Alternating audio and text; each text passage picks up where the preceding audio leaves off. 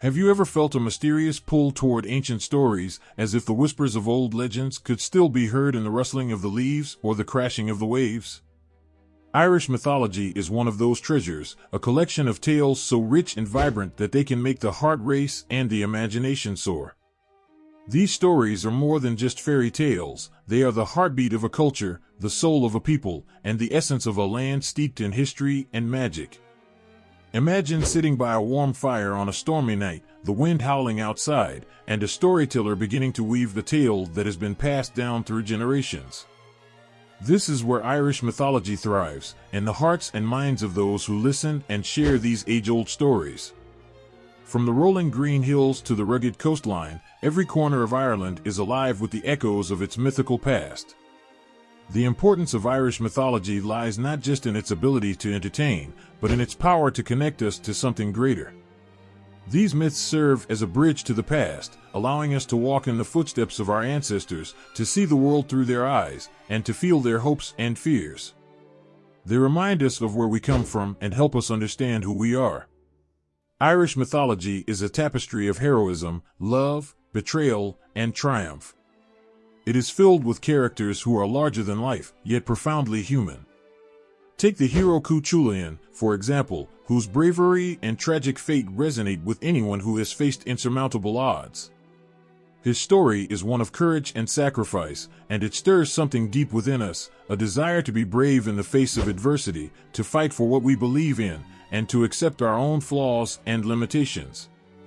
Then there's the story of the Tuatha Dé Danann, the divine race of gods and goddesses who represent the very best of human nature, wisdom, strength, and creativity. Their battles and adventures are not just tales of victory and defeat, but reflections of the eternal struggle between good and evil, order and chaos. When we hear these stories, we are reminded of the constant battles we face in our own lives, and the importance of striving for balance and harmony. But Irish mythology is not just about grand battles and heroic deeds. It is also about love, beautiful, heartbreaking, and enduring. The tragic love story of Diarmuid and Grain is a perfect example. Their forbidden love and the consequences they face for defying societal norms remind us of the power of love and the pain of loss. It's a story that touches the heart, showing us that love is a force that can transcend time and space, but also one that can lead to sorrow and sacrifice.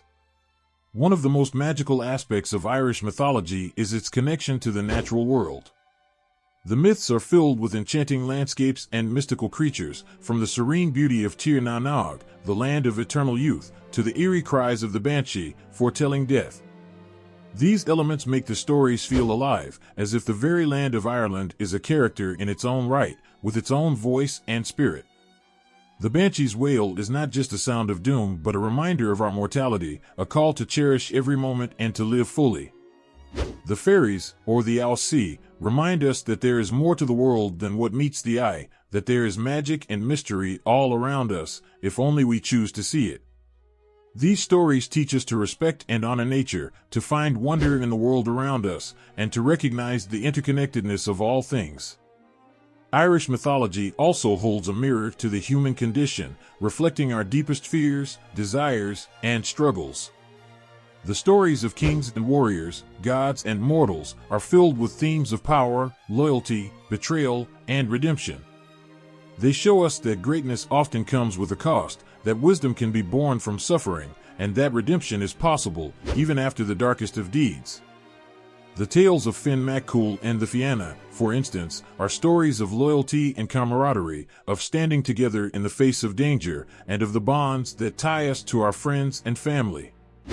They remind us that no matter how strong or brave we are, we cannot face life's challenges alone. We need others to support us, to fight alongside us, and to share in our victories and defeats. But perhaps the most compelling reason Irish mythology is so important is that it gives us a sense of identity and belonging.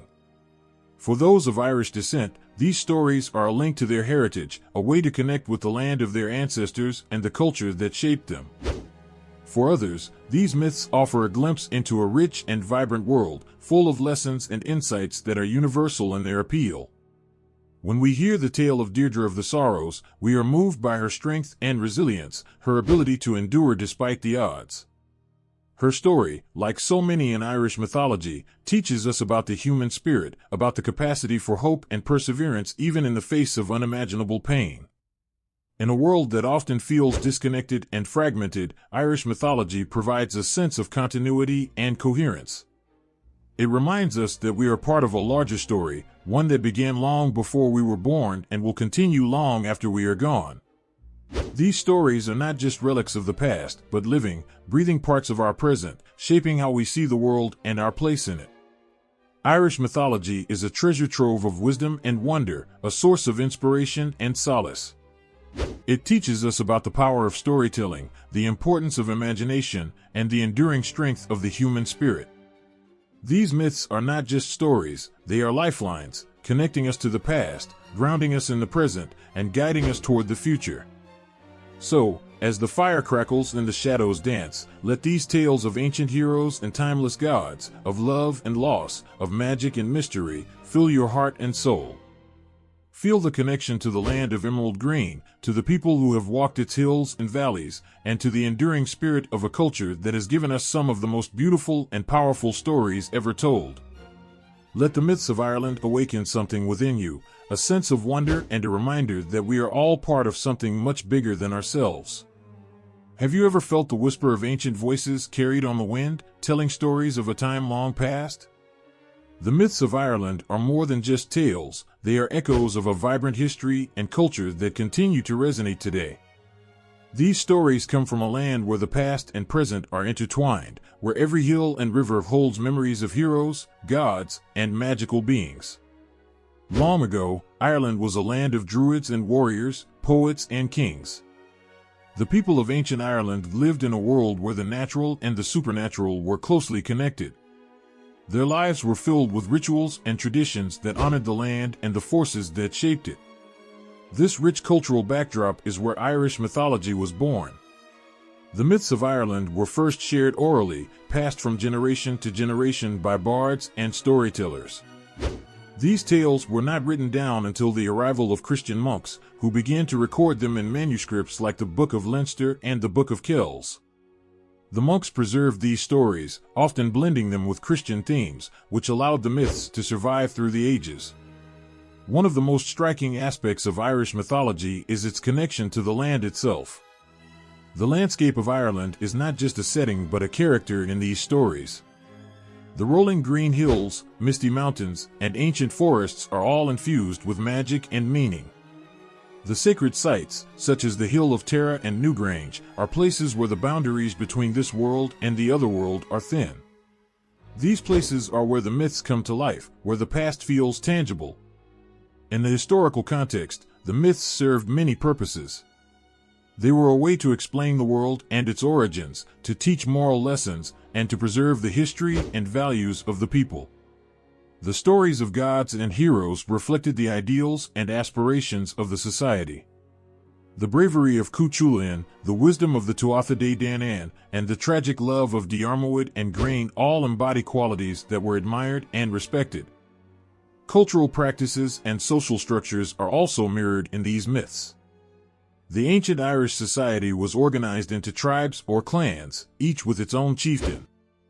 Honor and loyalty were paramount, and these values are reflected in the tales of warriors and kings. The myths were a way to instill these values in the people, to remind them of the importance of courage, loyalty, and honor. One of the most powerful elements of Irish mythology is the figure of the Druid. Druids were the priests, scholars, and judges of ancient Ireland. They were believed to possess great wisdom and knowledge of the natural world and the supernatural. The Druids played a central role in the myths, often serving as guides and mentors to the heroes. Their connection to the divine and the natural world added a spiritual depth to the stories. The arrival of Christianity in Ireland brought significant changes, but it also led to a unique blending of cultures. The monks who recorded the myths often incorporated Christian elements, creating a rich tapestry of stories that reflected both pagan and Christian beliefs.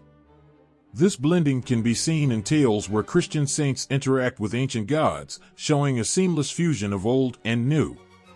The cultural context of these myths is also evident in the festivals and celebrations that have survived through the centuries. Festivals like Samhain, Beltane, and Lughnasadh are rooted in the ancient practices that are described in the myths. These celebrations mark the changing of the seasons and honor the cycles of nature. They are a testament to the enduring connection between the people of Ireland and their land. The impact of these myths goes beyond Ireland. They have influenced literature, art, and popular culture worldwide. Writers like W.B. Yeats and James Joyce drew inspiration from these ancient tales, weaving them into their own works. The myths have also found their way into modern fantasy literature and films, captivating audiences with their timeless themes and enchanting characters.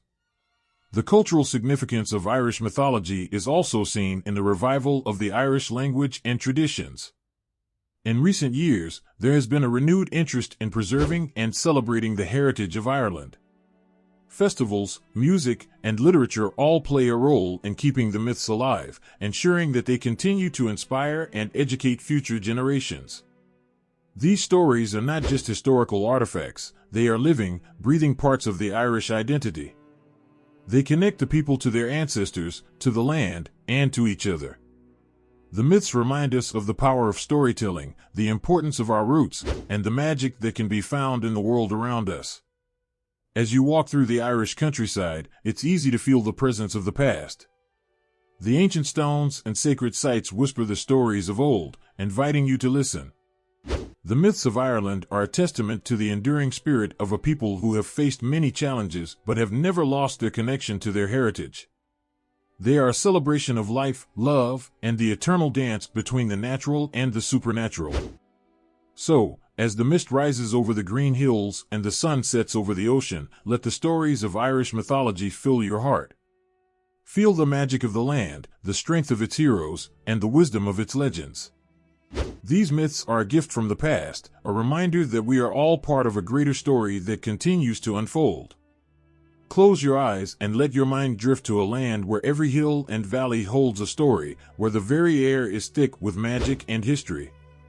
This is the essence of Irish mythology, a wondrous tapestry of tales that stretch back through the mists of time, painting a vivid picture of gods, heroes, and enchanted beings. These stories are not just entertainment, they are the soul of a nation, a mirror reflecting the hopes, fears, and values of the Irish people. Irish mythology is a rich and complex collection of myths, legends, and folklore from Ireland. These stories have been passed down through generations, shaping the cultural and spiritual life of the country. At its heart, Irish mythology seeks to explain the mysteries of the world, to teach important lessons, and to celebrate the human experience in all its glory and tragedy. The scope of Irish mythology is vast, encompassing a wide range of characters, themes, and settings. It includes tales of powerful gods and goddesses, legendary heroes, magical creatures, and the otherworld, a mystical realm that exists alongside our own. These myths are woven into the fabric of Ireland's landscape, giving life to the hills, rivers, and ancient monuments that dot the countryside. At the core of Irish mythology are several key cycles of stories. Each cycle has its own unique focus and flavor, yet all are interconnected, creating a cohesive and dynamic mythological tradition. The mythological cycle is one of the most ancient, telling the stories of the gods and the earliest inhabitants of Ireland. The Tuatha Dé Danann, a race of divine beings with extraordinary powers, are central to these tales. They bring with them wisdom, magic, and a deep connection to the natural world. The Ulster cycle is perhaps the most heroic of the mythological cycles, filled with tales of bravery, love, and betrayal. It centers around the kingdom of Ulster and its legendary warriors, chief among them the fearless Cuchulainn. His exploits, marked by incredible feats of strength and tragic sacrifice, are the stuff of legend. The Ulster cycle captures the essence of heroism and the complexities of human nature, making it one of the most beloved parts of Irish mythology. The Fenian cycle, also known as the Ossianic cycle, is a collection of stories about the Fianna, a band of warriors led by the great hero Finn mac Cumhaill. These tales are imbued with a sense of adventure and camaraderie as the Fianna travel across Ireland, protecting the land from various threats. The Fenian cycle highlights the values of loyalty, friendship, and the love of nature, painting a vivid picture of a heroic and magical past. The Cycle of Kings, or historical cycle, blends myth and history, chronicling the lives and deeds of Ireland's ancient kings. These stories often focus on the challenges and triumphs of leadership, the responsibilities of power, and the often tumultuous relationships between rulers and their subjects. The Cycle of Kings provides a fascinating glimpse into the political and social structures of ancient Ireland, as well as the enduring legacy of its rulers. One of the most enchanting aspects of Irish mythology is its rich cast of characters. The gods and goddesses of the Tuatha Dé Danann, such as Dagda, Brigid, and Luff, are not distant deities but figures deeply involved in the world of mortals. They possess human traits and emotions, making them relatable and accessible. Their stories are filled with drama, love, jealousy, and triumph, reflecting the complexities of life itself. The heroes of Irish mythology, like Cú Chulainn and Finn Mac Cumhaill, are larger-than-life figures whose deeds and adventures inspire awe and admiration. They embody the virtues of courage, honor, and perseverance, serving as role models for generations. Yet, they are also flawed, facing their own inner struggles and making mistakes, which makes them deeply human and relatable. Magical creatures and beings also play a significant role in Irish mythology. From the mischievous fairies and the ominous banshee to the majestic Sidhe and the shape-shifting Pucca, these beings add a layer of wonder and mystery to the myths. They remind us that the world is full of unseen forces and that magic exists just beyond the veil of the ordinary. The Otherworld, or Tir na Nog, is a recurring theme in Irish mythology. It is a place of eternal youth and beauty, where time stands still and anything is possible. The Otherworld serves as a metaphor for the human longing for paradise, a place where dreams come true and sorrows are forgotten. It is both a destination and a state of mind, reflecting the deep spiritual beliefs of the ancient Irish people. Irish mythology is more than just a collection of stories, it is a living tradition that continues to inspire and influence. Its themes of love, honor, courage, and the supernatural resonate with people across generations and cultures. These myths remind us of the power of storytelling, the importance of our roots, and the enduring strength of the human spirit. As you listen to the tales of Irish mythology, you can feel the heartbeat of a culture that has weathered many storms but has never lost its sense of wonder and magic. These stories are a testament to the resilience and creativity of the Irish people, a celebration of their connection to the land and the spirit of their ancestors. They invite us to see the world through different eyes, to believe in the extraordinary, and to cherish the beauty and mystery of life. Close your eyes and feel the ancient pulse of the land beneath your feet. Hear the echoes of an age when the world was still young, and the gods walked among mortals. This is the beginning of Irish mythology, born from the rich and vibrant tapestry of Celtic origins and historical traditions. Thousands of years ago, long before written history, the Celts roamed the sweeping landscapes of Europe. They were a people of profound culture, fierce warriors, skilled artisans, and masterful storytellers. As they spread across the continent, they brought with them a wealth of beliefs and traditions that would form the foundation of Irish mythology. The Celts arrived in Ireland around 500 BCE, and their arrival marked the start of a new chapter in the island's history. They encountered a land already steeped in mystery and magic, with its ancient stone circles, burial mounds, and sacred groves. The Celts wove their own beliefs into the existing fabric of the land, creating a unique blend of myth and reality that would endure for centuries. The Celts believed in a world where the natural and the supernatural were intertwined. Every river, tree, and hill was imbued with spirit and significance. The land itself was alive, a living entity that held the power to shape the destinies of those who walked upon it. This deep reverence for nature is a central theme in Irish mythology, where the landscape is more than a backdrop, it is a character in its own right. The Celtic Pantheon was rich and diverse, populated by gods and goddesses who governed every aspect of life and nature. The Tuatha Dé Danann, the people of the goddess Danu, were among the most important deities. They were seen as powerful, wise, and benevolent beings who brought knowledge, arts, and magic to the people of Ireland. Stories of their arrival and battles against the monstrous Fomorians are some of the most ancient and revered tales in Irish mythology. One of the most captivating stories is that of the Dagda, the father figure of the Tuatha Dé Danann. Known for his immense power and wisdom, the Dagda possessed a magical harp that could change the seasons and a cauldron that provided endless sustenance.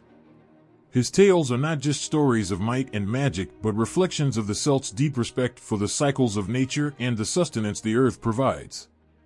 The historical background of Irish mythology is also deeply influenced by the Druids, the learned class of the Celts. Druids were the keepers of knowledge, law, and tradition. They were the priests, poets, and philosophers of their time, bridging the gap between the mortal world and the divine. Their wisdom was passed down orally through generations, preserving the myths and legends that form the core of Irish mythology. The Druids' connection to the divine and their understanding of the natural world gave them a revered status in Celtic society. They conducted rituals, offered sacrifices, and interpreted the will of the gods. Their presence in the myths highlights the importance of spiritual guidance and the profound connection between the people and their gods. The arrival of Christianity in the 5th century brought significant changes to Ireland. The Christian monks who began to convert the Celts also recognized the importance of preserving the island's rich oral traditions. They started recording the myths, blending them with Christian elements to create manuscripts like the Book of Kells and the Book of Leinster. These texts ensured that the stories survived, even as the culture around them changed. Despite the influence of Christianity, the essence of the Celtic myths remained strong. The stories of gods and heroes, of magical lands and otherworldly beings, continued to captivate the imagination. They were more than just tales, they were a way of life, a means of understanding the world and one's place within it. The historical background of Irish mythology is also reflected in the festivals and rituals that have endured through the ages. Celebrations like Samhain, Beltane, and Imbolc are rooted in ancient Celtic traditions. Samhain, for instance, marks the end of the harvest and the beginning of winter. It is a time when the veil between the worlds is thin, and spirits can cross over. These festivals are not just remnants of the past, but living traditions that connect the present with the ancient rhythms of the earth. The heroic cycles of Irish mythology also reflect the historical and social structures of the Celts. The Ulster cycle, with its tales of Cuchulainn and the warriors of the Red Branch, highlights the values of courage, honor, and loyalty. These stories were more than entertainment, they were moral guides, teaching the virtues that were prized in Celtic society. The Fenian cycle, focusing on Finn Mac Cumhaill and the Fianna, reflects the importance of kinship and the warrior ethos. The Fianna were a band of warriors bound by loyalty to each other and to their leader. Their adventures and trials are tales of friendship, bravery, and the quest for justice. These stories resonate with the historical reality of a society where clan loyalty and warrior honor were paramount. Even the tragic tales, like that of Deirdre of the Sorrows, carry deep emotional truths. Deirdre's story, marked by love, betrayal, and loss, captures the human experience in all its complexity. It speaks to the timeless themes of love and destiny, reflecting the historical reality of alliances and conflicts that shaped the lives of the Celts. As you listen to these ancient stories, you can almost hear the voices of the past, the Druids chanting their rituals, the warriors telling tales around the fire, the bards singing of gods and heroes. These myths are a living link to a time when the world was a place of wonder and magic, where every shadow held a story, and every dawn was a promise of adventure. The historical and Celtic origins of Irish mythology remind us of the enduring power of stories to connect us to our past, to each other, and to the mysteries of life. They are a testament to the creativity and resilience of a people who, despite the passage of time and the changes in their world, have kept the flame of their heritage burning brightly. Let the tales of ancient Ireland fill your heart with wonder and your soul with the timeless magic of a land where the past is ever present and the future is a story waiting to be told. Close your eyes and let your heart open to the echoes of ancient voices. Feel the pulse of the past flowing through the present as the timeless tales of Irish mythology weave their magic into the very fabric of our lives. These stories, born in the mists of time, have an extraordinary power to touch our souls, shaping literature and culture in ways both profound and beautiful. Irish mythology has a unique way of sparking the imagination. Its influence on literature is a testament to its enduring power. Writers and poets across the centuries have drawn inspiration from these ancient tales, finding in them a wellspring of creativity and wonder. The legendary W.B. Yeats, one of Ireland's greatest poets, was deeply moved by the myths of his homeland. His works are filled with the haunting beauty of the city, the sorrow of Deirdre, and the valor of Cuchulainn. Yeats didn't just write about these myths, he brought them to life, allowing readers to feel the magic and mystery that he felt. James Joyce, another literary giant, infused his modernist works with elements of Irish mythology. In Ulysses, Joyce parallels the journey of his protagonist, Leopold Bloom, with the epic adventures of ancient heroes. Through his intricate storytelling, Joyce bridges the ancient and the contemporary, showing how the myths of the past continue to resonate in modern life. His writing is a reminder that these stories are not relics but living, breathing parts of our cultural heritage. The impact of Irish mythology extends far beyond Ireland's borders. The myths have found their way into the hearts of writers and artists around the world, inspiring works of fantasy and adventure that captivate audiences of all ages. J.R.R. Tolkien, for example, was profoundly influenced by Celtic mythology. The landscapes of Middle-earth, with its rolling hills and enchanted forests, echo the magical world of Irish legends. Characters like the ethereal elves bear the hallmarks of the city, blending the mystique of Irish mythology with the grand scope of Tolkien's imagination. In the world of contemporary literature, authors like Neil Gaiman and Philip Pullman continue to draw on Irish myths to create rich, imaginative worlds. Gaiman's American Gods features ancient deities navigating the modern world, a theme deeply rooted in the interplay of the old and the new found in Irish stories. These modern interpretations show that the essence of Irish mythology is timeless, offering endless possibilities for storytelling. But the influence of Irish mythology isn't confined to literature. It permeates every aspect of culture, leaving an indelible mark on music, art, and even modern celebrations. Traditional Irish music, with its lilting melodies and haunting lyrics, often tells stories of legendary heroes and tragic lovers. Songs like The Foggy Dew and Danny Boy carry the weight of history and myth, connecting listeners to the emotional depths of these ancient tales. The visual arts, too, are rich with references to Irish mythology. From the intricate designs of Celtic knots to the majestic illustrations of mythical creatures, artists have long been inspired by the beauty and mystery of these stories. The Book of Kells, an illuminated manuscript created by Celtic monks, is a stunning example of how mythology and art can intertwine. Its pages are filled with elaborate depictions of animals, warriors, and symbols that reflect the spiritual and cultural heritage of Ireland. Modern artists continue this tradition, using the themes and symbols of Irish mythology to explore contemporary issues and emotions. The works of painter Jim Fitzpatrick, known for his vibrant and dynamic interpretations of Celtic myths, bring these ancient stories into the modern era, reminding us of their enduring relevance. The cultural influence of Irish mythology is perhaps most visible in the festivals and traditions that celebrate Ireland's rich heritage. Events like the Puck Fair, one of Ireland's oldest festivals, are steeped in mythological significance. The fair, which involves crowning a wild goat as king, is said to trace its origins back to ancient pagan rituals honoring the god Lugh. This blend of celebration and myth keeps the spirit of these stories alive, allowing people to connect with their past in a meaningful and joyous way. Halloween, known as Samhain in ancient Ireland, is another example of a modern celebration with deep mythological roots. Originally a Celtic festival marking the end of the harvest and the beginning of winter, Samhain was a time when the veil between worlds was thin and spirits could cross into the mortal realm. Today, Halloween retains much of that magical essence, with its costumes, ghost stories, and rituals that echo the ancient practices. Irish mythology also plays a crucial role in the preservation and revitalization of the Irish language and culture. Efforts to revive the Irish language often draw on the rich linguistic heritage found in these ancient stories. By learning and sharing the myths in their original language, people are not only keeping the stories alive, but also preserving a vital part of their cultural identity. In schools and communities across Ireland, storytelling remains a cherished tradition. Children grow up hearing the tales of the Tuatha Dé Danann, the exploits of Finn Mac Cumhaill, and the adventures of the Fianna. These stories are more than just entertainment. They are lessons in bravery, loyalty, and the enduring power of the human spirit. The influence of Irish mythology on literature and culture is a testament to the timeless power of these stories.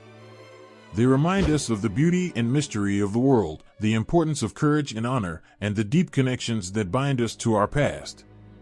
As long as there are stories to tell and hearts to hear them, the myths of Ireland will continue to inspire and enchant, weaving their magic into the tapestry of our lives.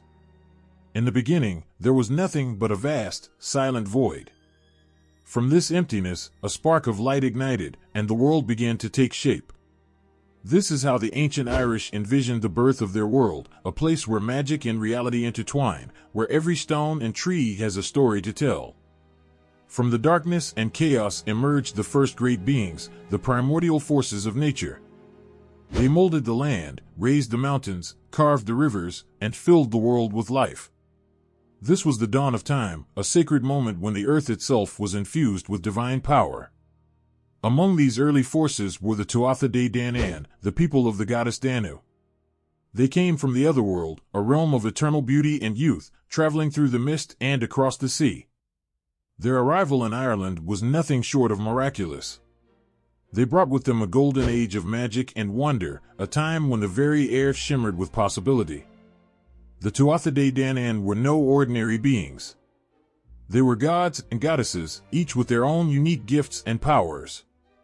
Danu, the mother goddess, was the source of all life, her spirit flowing through the rivers and nourishing the land.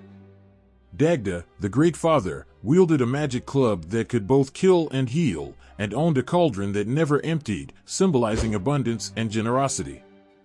Brigid, the goddess of fire and poetry, brought inspiration and healing to all who sought her wisdom. Their journey to Ireland was not without its trials.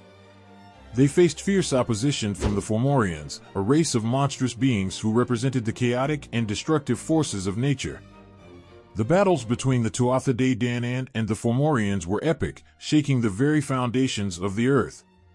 These struggles were not just physical but symbolic of the eternal conflict between order and chaos, light and darkness. One of the most famous battles was the Battle of Mag Twyard. The Tuatha Dé Danann, led by their king Nuada, fought bravely against the Fomorians. Nuada lost his hand in the battle, and according to their laws, a king must be physically perfect. Despite his bravery, he was forced to step down. The healer Dien sect fashioned a silver hand for Nuada, a testament to their advanced skills and the magic that flowed through their veins. Eventually, Nuada was restored to the throne, leading his people to victory. But their triumph was bittersweet. Although they defeated the Fomorians, the Tuatha Dé Danann knew that their time in Ireland was not eternal. With the arrival of the Milesians, the mortal ancestors of the Irish people, the gods chose to retreat to the otherworld. They did not leave the land they loved. Instead, they moved into the hills and mounds, becoming the city, the fairies of folklore. They remained close, their presence felt in the whisper of the wind, the sparkle of the dew, and the quiet of the ancient forests. These stories of the origin of the world and the arrival of the gods are more than just myths. They are a sacred history, a way for the ancient Irish to understand their place in the cosmos. The Tuatha Dé Danann represented the highest ideals of wisdom, courage, and beauty. They were the embodiments of the forces that shaped the world, and their stories are a testament to the deep connection between the people and the land. The legacy of the Tuatha Dé Danann can still be felt today. The sacred sites of Ireland, such as Newgrange and the Hill of Tara, are believed to be places where the veil between the worlds is thin, where the magic of the ancient gods lingers. These places are not just historical landmarks, they are living, breathing parts of the Irish landscape, filled with the power and mystery of the past. As you walk through the rolling hills and ancient forests of Ireland, you can almost hear the echoes of those first divine footsteps. The land is alive with stories, each stone and tree a silent witness to the epic tale of creation and the arrival of the gods. These myths remind us that we are part of a larger story, one that began long before us and will continue long after we are gone. The tales of the Tuatha De Danann are not just stories of gods and heroes, they are reflections of the human spirit, our struggles, our triumphs, and our eternal quest for meaning. They speak to the deepest parts of our souls, reminding us of the beauty and mystery of the world we live in. In every sunrise and every storm, in the quiet of the forest and the roar of the sea, the spirit of the Tuatha De Danann lives on, a timeless reminder of the magic that lies at the heart of creation. In the stillness before time, when the world was a vast expanse of nothingness, it was the touch of supernatural forces that breathed life into the void. These forces, invisible yet immeasurably powerful, moved with purpose and grace, shaping the cosmos into existence. The creation stories of Irish mythology are filled with these otherworldly beings whose powers and intentions crafted the very fabric of reality. One of the most profound of these supernatural entities is the Dagda, the great father god of the Tuatha De Danann. His presence alone could change the world. With his enormous club, he could both destroy and heal, a symbol of the dual nature of creation. In one hand, he held the power to bring life, and in the other, the power to take it away. The Dagda's magic cauldron, which never ran empty, provided endless sustenance. This cauldron represented abundance and the nurturing aspect of creation, ensuring that the land would always be fertile and the people would never go hungry. The goddess Danu, mother of the Tuatha De Danann, played an equally vital role. As the embodiment of the earth and water, she gave birth to the land itself. Her essence flowed through the rivers, nourished the soil, and brought forth life. The land was not just a place to live, but a sacred space imbued with her spirit.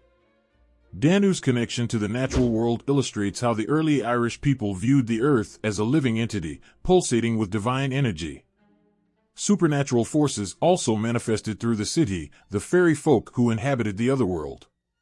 These beings, though often unseen, were ever present, guiding and influencing the mortal realm.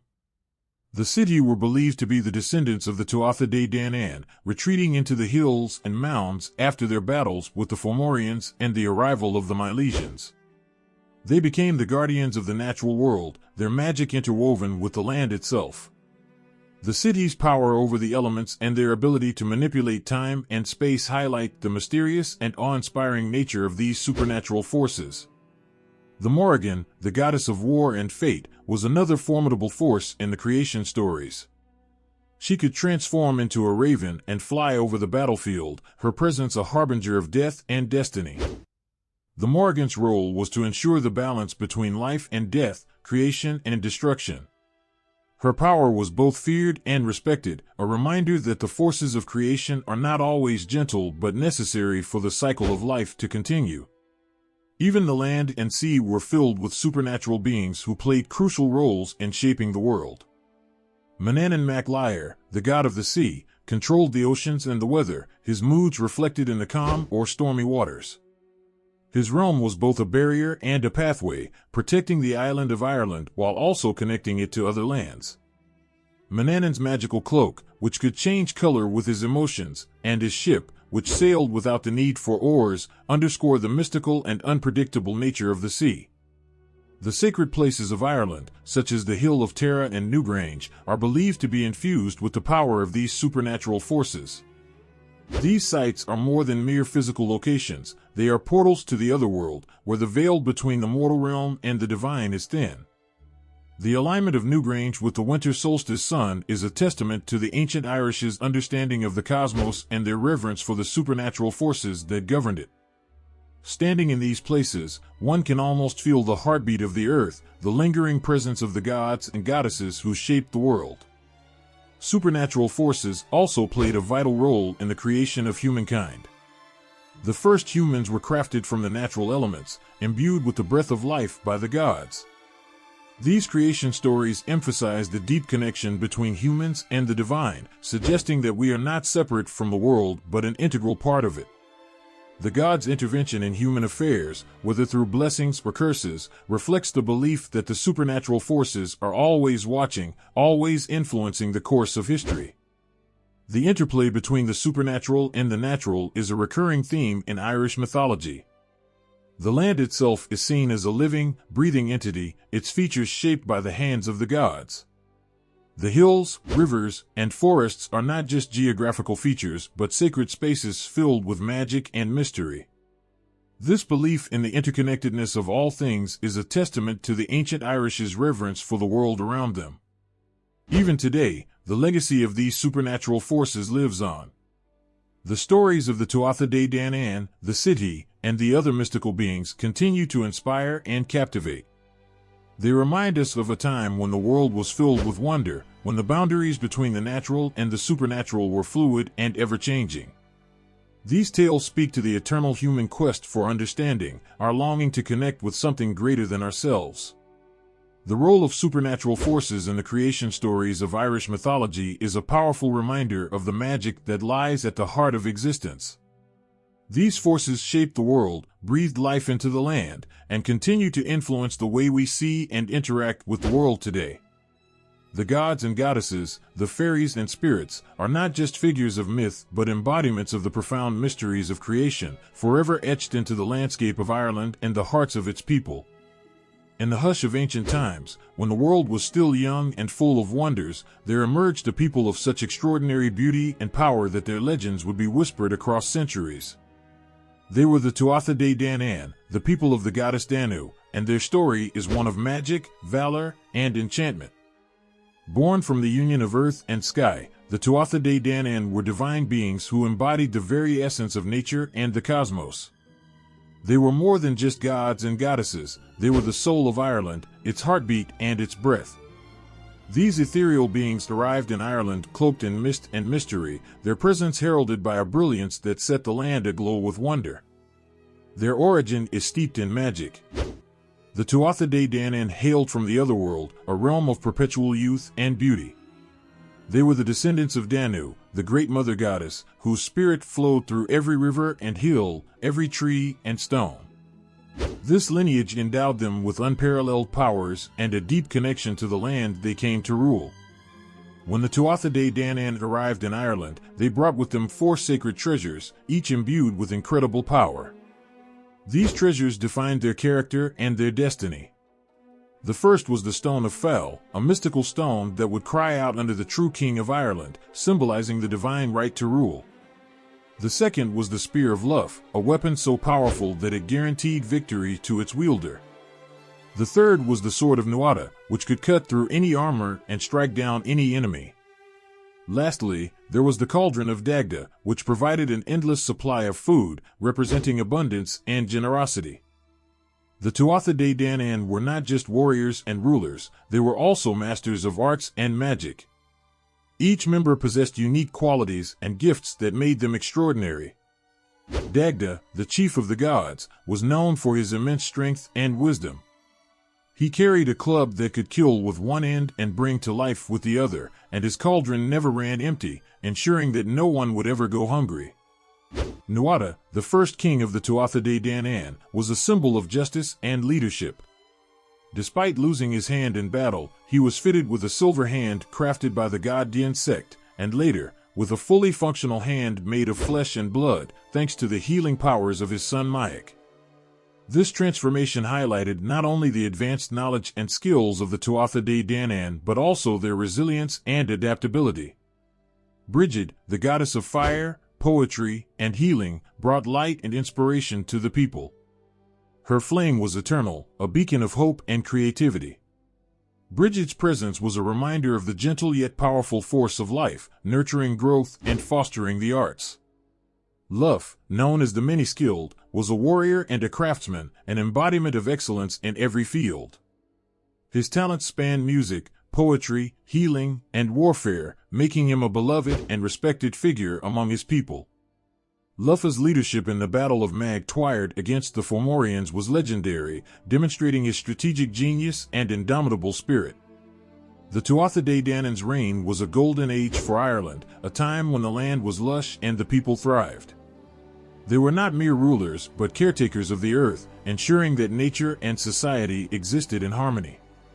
Their magic was woven into the fabric of the world, making every leaf shimmer with life and every breeze carry a whisper of their presence. However, their time on the surface was not eternal. With the arrival of the Milesians, the mortal ancestors of the Irish people, the Tuatha Dé Danann chose to retreat into the hills and mounds, transforming into the city, or fairy folk. They did not vanish. Instead, they became guardians of the hidden world, their legacy continuing to influence and protect the land from beneath the earth.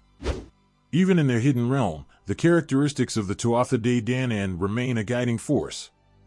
Their wisdom, strength, and creativity inspire those who seek to connect with the old ways. They are seen as the keepers of ancient knowledge, and their presence is felt in the sacred sites of Ireland, places where the veil between the worlds is thin. To walk the land of Ireland is to feel the heartbeat of the Tuatha Dé Danann in every stone and stream. Their stories are etched into the landscape, their magic flowing through the veins of the earth. The hills where they rest, the rivers that carry their essence, and the forests that whisper their names are all testaments to their enduring legacy. In the quiet moments, when the world is still and the stars shine bright, the spirit of the Tuatha Dé Danann can be felt. They are the dreamers and the doers, the weavers of fate and the shapers of destiny. Their tale is not just a part of history, but a living, breathing testament to the power of myth and the magic of the human spirit. As long as there are those who listen to the wind and feel the pulse of the land, the Tuatha Dé Danann will never be forgotten. They are the eternal soul of Ireland, forever entwined with its past, present, and future. In the heart of ancient Ireland, where mist swirled around emerald hills and every whisper of wind carried a touch of magic, lived the Tuatha Dé Danann. Among these divine beings, four names stood out like stars in a dark sky: Danu, Dagda, Luff, and Brigid. These gods and goddesses were the lifeblood of the land, their stories woven into the very fabric of existence. Danu, the great mother goddess, was the wellspring from which all life flowed. She was the river that nourished the fields, the earth that provided shelter, and the sky that watched over all. To the people of Ireland, Danu was more than a deity, she was the essence of creation itself. Her presence could be felt in every breath of wind and every drop of rain. Danu's love was boundless, her spirit nurturing the world with a gentle yet powerful embrace. She embodied fertility and abundance, her very name a whisper of life and growth. Dagda, the all-powerful father god, stood as a pillar of strength and wisdom. His immense stature and boundless energy made him both a protector and a provider. Dagda's magic was legendary, and his possessions spoke of his great power. His cauldron, which never ran empty, symbolized endless generosity. His club, with one end that could slay and the other that could revive, demonstrated his control over life and death. But perhaps most enchanting was his harp, whose music could change the seasons and bring solace to weary hearts. Dagda's laughter was said to echo through the valleys, a sound that brought warmth and comfort to all who heard it. Luff, the many-skilled god, was a beacon of brilliance and versatility. His talents were as numerous as the stars, and his presence as radiant as the sun. Luff was a master of arts, crafts, and warfare, a symbol of excellence in every endeavor. His spear, always victorious in battle, represented not just physical prowess, but also the sharpness of mind and spirit. Luff's leadership was marked by intelligence and charisma, his very being a testament to the heights of human and divine potential. He was the light that guided, the flame that inspired. Brigid, the goddess of fire, poetry, and healing, brought warmth and hope wherever she went. Her flame burned eternally, a symbol of inspiration and renewal. Brigid's presence was felt in the hearth of every home and the heart of every poet. Her healing touch could mend both body and soul, making her beloved among all who sought comfort and care. Brigid's voice, whether in a poem or a prayer, was a song of beauty and grace. She was the light in the darkest of times, a source of creativity and compassion that never waned. Each of these gods and goddesses carried within them a piece of the world's magic. Danu, with her nurturing spirit, brought life and abundance to the earth. Dagda, with his strength and wisdom, provided protection and prosperity. Lugh, with his endless skills, inspired excellence and achievement. And Brigid, with her warmth and creativity, kindled the fires of hope and healing. The stories of these divine beings were not just myths, but living, breathing tales that shaped the lives of those who believed. They were the heartbeats of the land, their presence as real as the soil beneath one's feet or the sky overhead. The farmers felt Danu's blessing in their bountiful harvests. The warriors felt Dagda's strength in their battles. The craftsmen and artists felt Lugh's inspiration in their creations. The healers and poets felt Brigid's touch in their words and deeds. In moments of need, the people would call upon these gods and goddesses, their prayers carried on the wind, their hopes intertwined with the divine. They would light candles for Brigid, seeking her guidance in healing and creativity.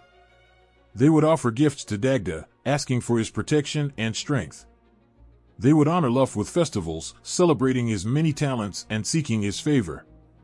They would pay homage to Danu, feeling her presence in every breath of life around them. The land itself was a testament to their power. The rolling hills and ancient forests, the flowing rivers and serene lakes, all spoke of the gods' influence. Sacred sites like Newgrange and the Hill of Tara were more than places of worship, they were living connections to the divine. Standing in these places, one could almost hear Danu's whispers, feel Dagda's strength, see Lugh's brilliance, and be warmed by Brigid's flame. Even today, the legacy of Danu, Dagda, Lugh, and Brigid lives on. Their stories continue to inspire and comfort, their presence felt in the natural world and in the hearts of those who honor them. The magic they brought to ancient Ireland is a timeless reminder of the beauty, strength, wisdom, and creativity that lie within and around us all. As the sun sets over the hills and the stars begin to twinkle in the night sky, one can still feel their essence in the air, a gentle reminder that the gods and goddesses of old are never truly gone. They live on in the stories we tell, the traditions we keep, and the very land that continues to breathe with their spirit. In the enchanted realm of ancient Ireland, where the mists danced with the whispers of the past and every stone held a secret, there existed treasures of unimaginable power. These were not mere trinkets or baubles, but artifacts imbued with the very essence of magic itself. They were the four treasures of the Tuatha Dé Danann, gifts from the gods that shaped the destiny of a nation and echoed through the ages with the weight of history and legend. The first of these treasures was the Stone of Fel, a stone of destiny that held the key to the rightful ruler of Ireland. Legend had it that when a true king stepped upon it, the stone would cry out in recognition, its voice echoing across the land. The Stone of Fel was not just a symbol of sovereignty but a sacred bond between the ruler and the people, a reminder that true leadership is not bestowed by birthright alone but earned through wisdom, courage, and compassion. To stand in its presence was to feel the weight of centuries of tradition, the hopes and dreams of generations past and future. The second treasure was the Spear of Lugh, a weapon of unparalleled power that ensured victory to its wielder. Crafted by the gods themselves, the spear was said to strike true and never miss its mark. Its gleaming point was a beacon of hope in times of darkness, a symbol of justice and righteousness. In the hands of Lugh, the many-skilled god, the spear became a force of liberation and protection, a testament to the indomitable spirit of the Tuatha Dé Danann. To hold it was to feel the pulse of history coursing through one's veins, the echoes of battles won and lost echoing in the air. The third treasure was the Sword of Nuada, a blade of such exquisite craftsmanship that it could cut through any armor and strike down any enemy. Forged in the fires of the gods, the sword was a symbol of strength and resilience, a guardian of justice and honor. When Nuada, the king of the Tuatha Dé Danann, wielded it in battle, his enemies trembled at its sight. But the sword was more than just a weapon, it was a beacon of hope in times of despair, a reminder that even in the darkest of days, there is light to be found. To gaze upon its gleaming edge was to feel the courage and determination of those who came before, their sacrifices paving the way for a brighter future. The fourth and final treasure was the Cauldron of Dagda, a vessel of endless abundance and nourishment. Crafted by the masterful hands of the Great Father God, the cauldron never ran empty, providing sustenance to all who gathered around it. Its depths were said to hold the secrets of creation itself, the essence of life and vitality. The cauldron of Dagda was not just a symbol of material wealth, but a testament to the power of generosity and compassion. To partake of its bounty was to feel the warmth of community and kinship, the bonds of friendship and family strengthened with every shared meal. These treasures were not just objects, they were embodiments of the ideals and values of the Tuatha De Danann. They were symbols of unity and strength, reminding the people of Ireland of their shared heritage and common destiny. For centuries, these treasures guided the nation through times of triumph and turmoil, their presence a beacon of hope in the darkest of days. Even today, the legacy of the four treasures of the Tuatha De Danann lives on.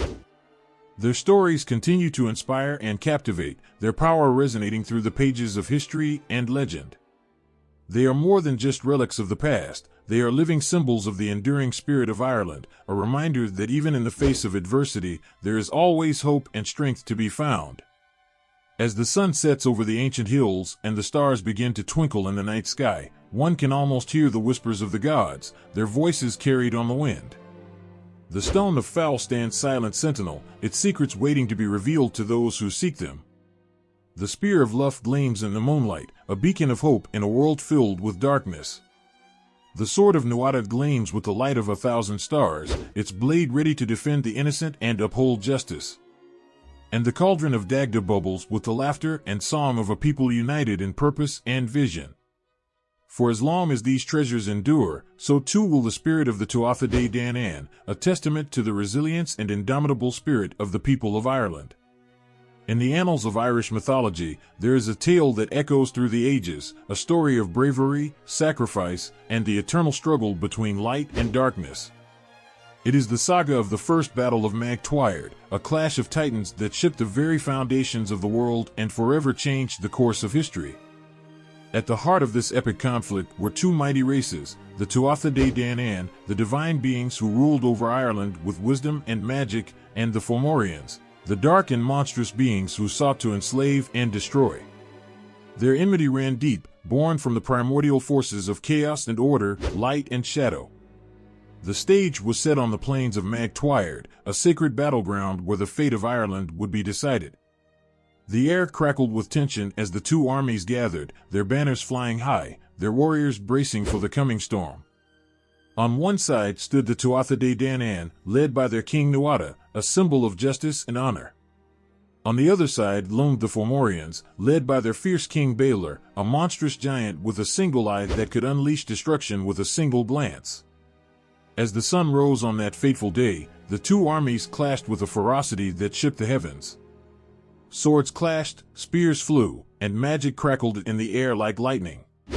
The ground trembled beneath their feet as the forces of light and darkness collided in a cataclysmic struggle for supremacy.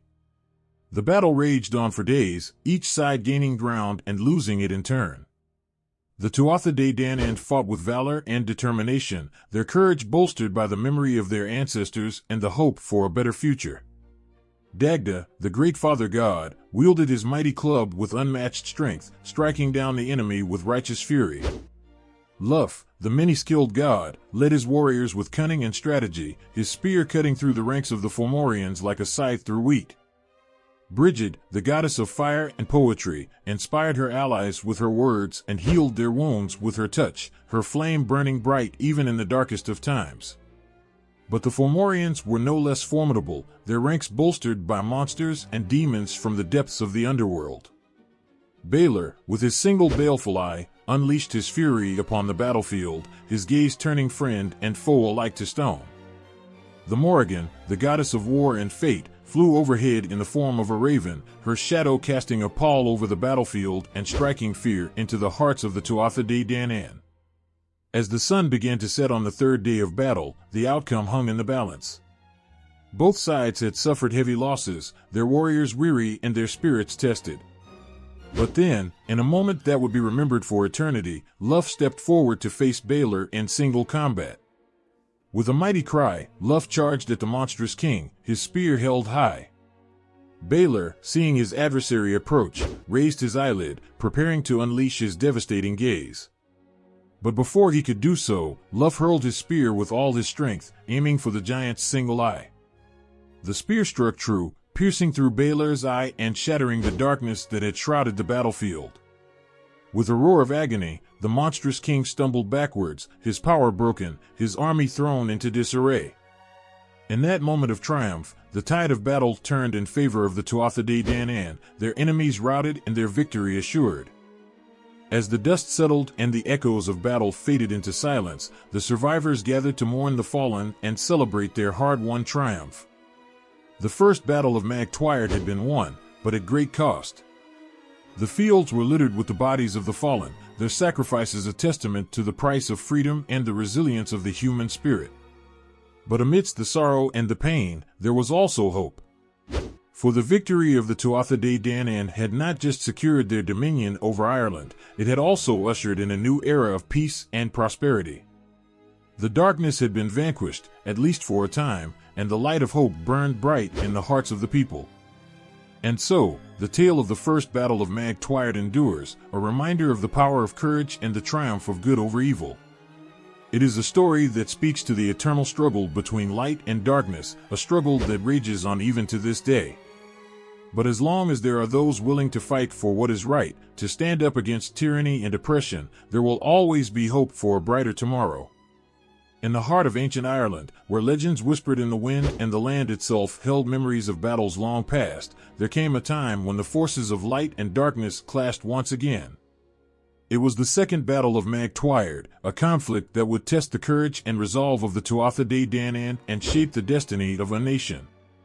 As the Tuatha Dé Danann prepared for battle, the memory of their victory in the first great conflict hung heavy in the air. But their triumph had come at a cost, and the wounds of war still lingered. Now, as the Fomorians once again threatened to descend upon the land, the Tuatha Dé Danann knew that they must stand united, their spirits unbroken, if they were to emerge victorious once more. On the eve of battle, the air was electric with anticipation, the sky tinged with the faint glow of magic. The Tuatha Dé Danann gathered their warriors, their hearts filled with both fear and hope. They knew the dangers that lay ahead, the challenges that awaited them on the field of battle.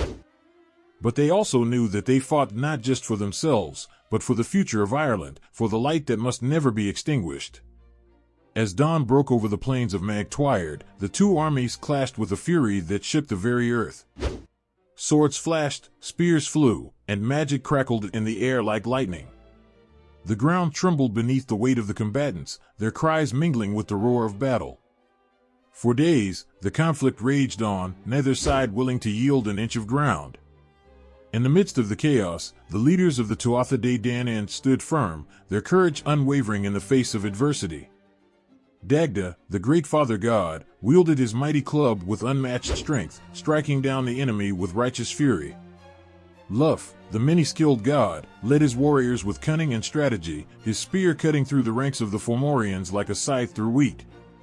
Brigid, the goddess of fire and poetry, inspired her allies with her words and healed their wounds with her touch, her flame burning bright even in the darkest of times. But the Fomorians were not so easily defeated. Led by their fierce king Balor, they unleashed their full fury upon the battlefield, their ranks bolstered by monsters and demons from the depths of the underworld. Balor, with his single baleful eye, unleashed his devastating gaze upon the Tuatha Dé Danann, turning friend and foe alike to stone. In the midst of the chaos, a cry rang out from the ranks of the Tuatha Dé Danann. It was Luff, the many-skilled god, rallying his allies for one final, desperate charge.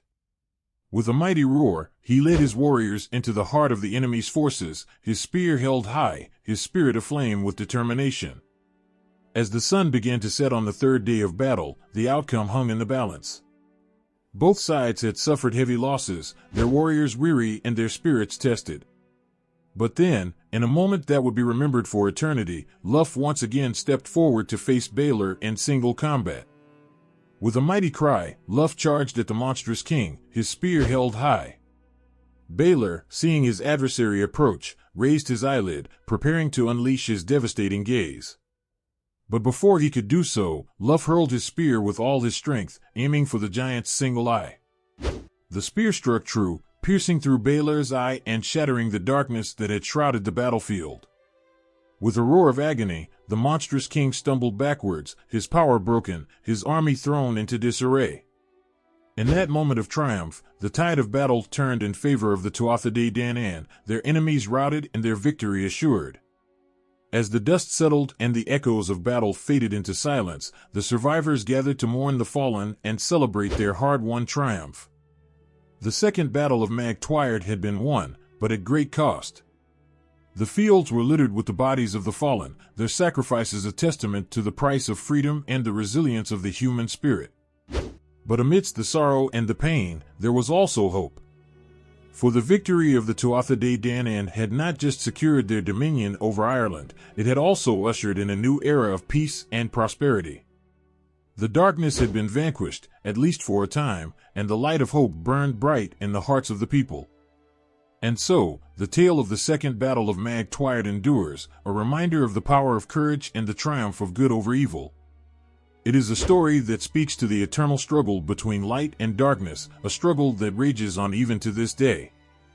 But as long as there are those willing to fight for what is right, to stand up against tyranny and oppression, there will in the tapestry of Irish mythology, woven with threads of magic and heroism, there are few tales as stirring as the epic battles of Mag Tuired.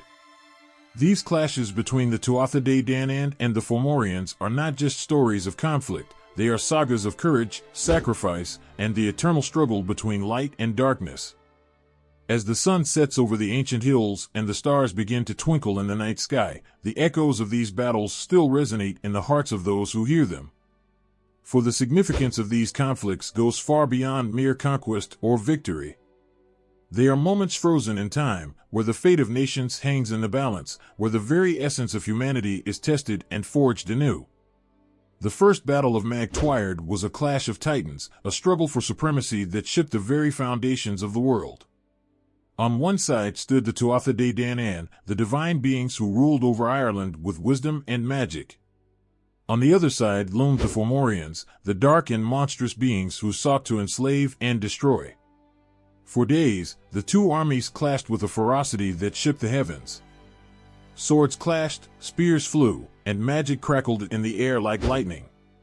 The ground trembled beneath their feet as the forces of light and darkness collided in a cataclysmic struggle for supremacy.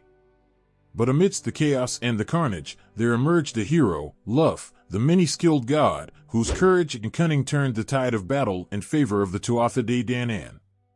With a single well-aimed spear, he struck down the monstrous King Balor and shattered the darkness that had shrouded the battlefield. In that moment of triumph, the Tuatha Dé Danann emerged victorious, their enemies routed and their victory assured. But the cost of victory was high. The fields were littered with the bodies of the fallen, their sacrifices a testament to the price of freedom and the resilience of the human spirit.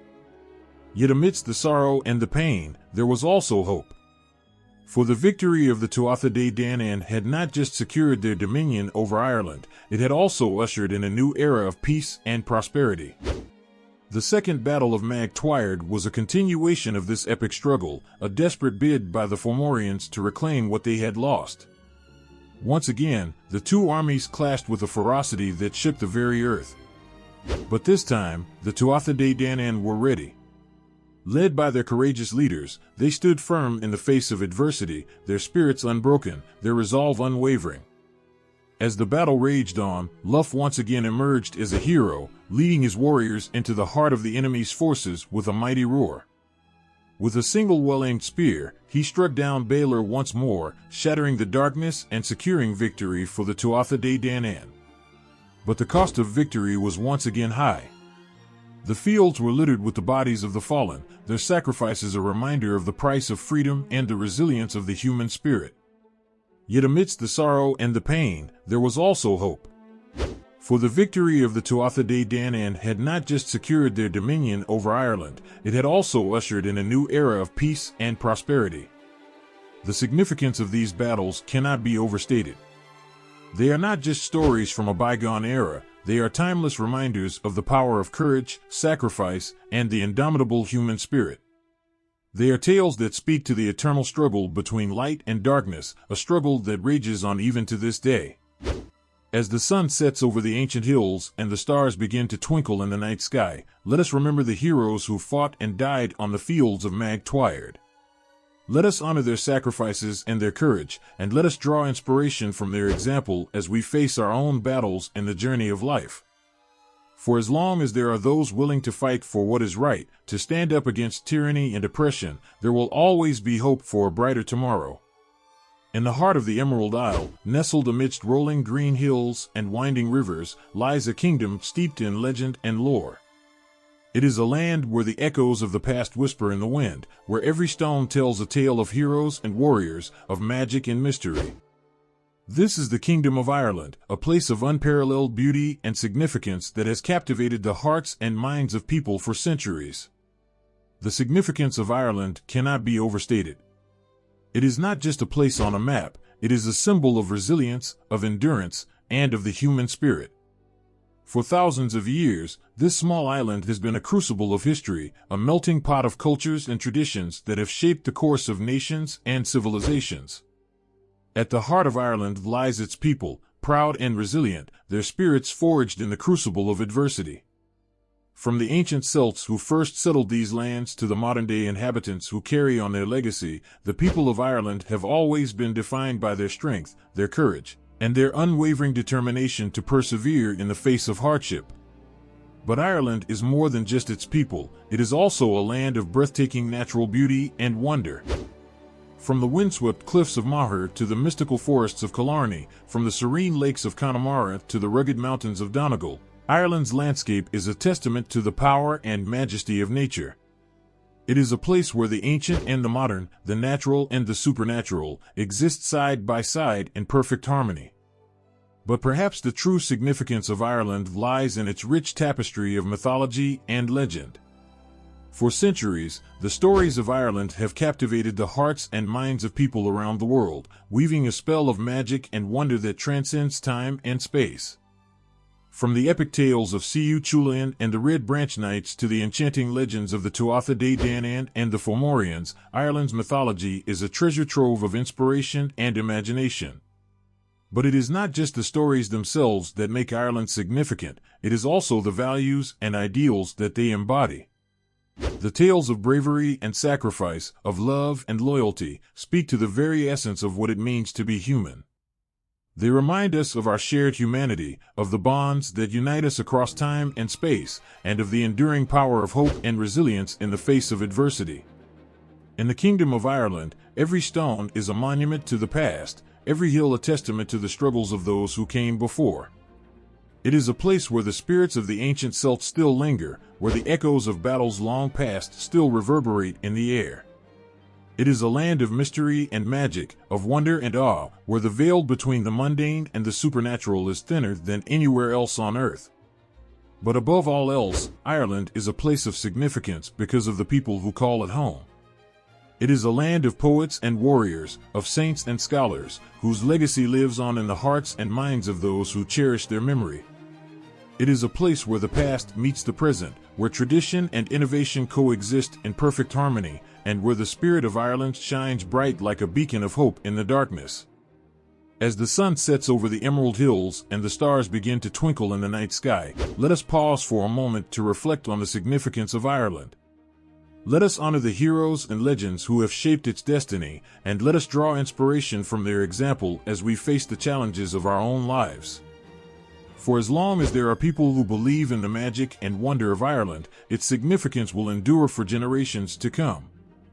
In the ancient annals of Irish mythology, there are few figures as captivating and legendary as Conchobar mac Nessa, Cú Chulainn, and Fergus mac Roich. These are not just characters from stories, they are archetypes of bravery, honor, and sacrifice whose tales have echoed through the ages and inspired countless generations. Conchobar mac Nessa was more than just a king, he was a symbol of leadership and wisdom, a beacon of hope in a world filled with darkness. Born to the noble lineage of the Ulaid, Conchobar was destined for greatness from the moment he drew his first breath. But it was not just his birthright that made him a king, it was his courage, his compassion, and his unwavering dedication to his people.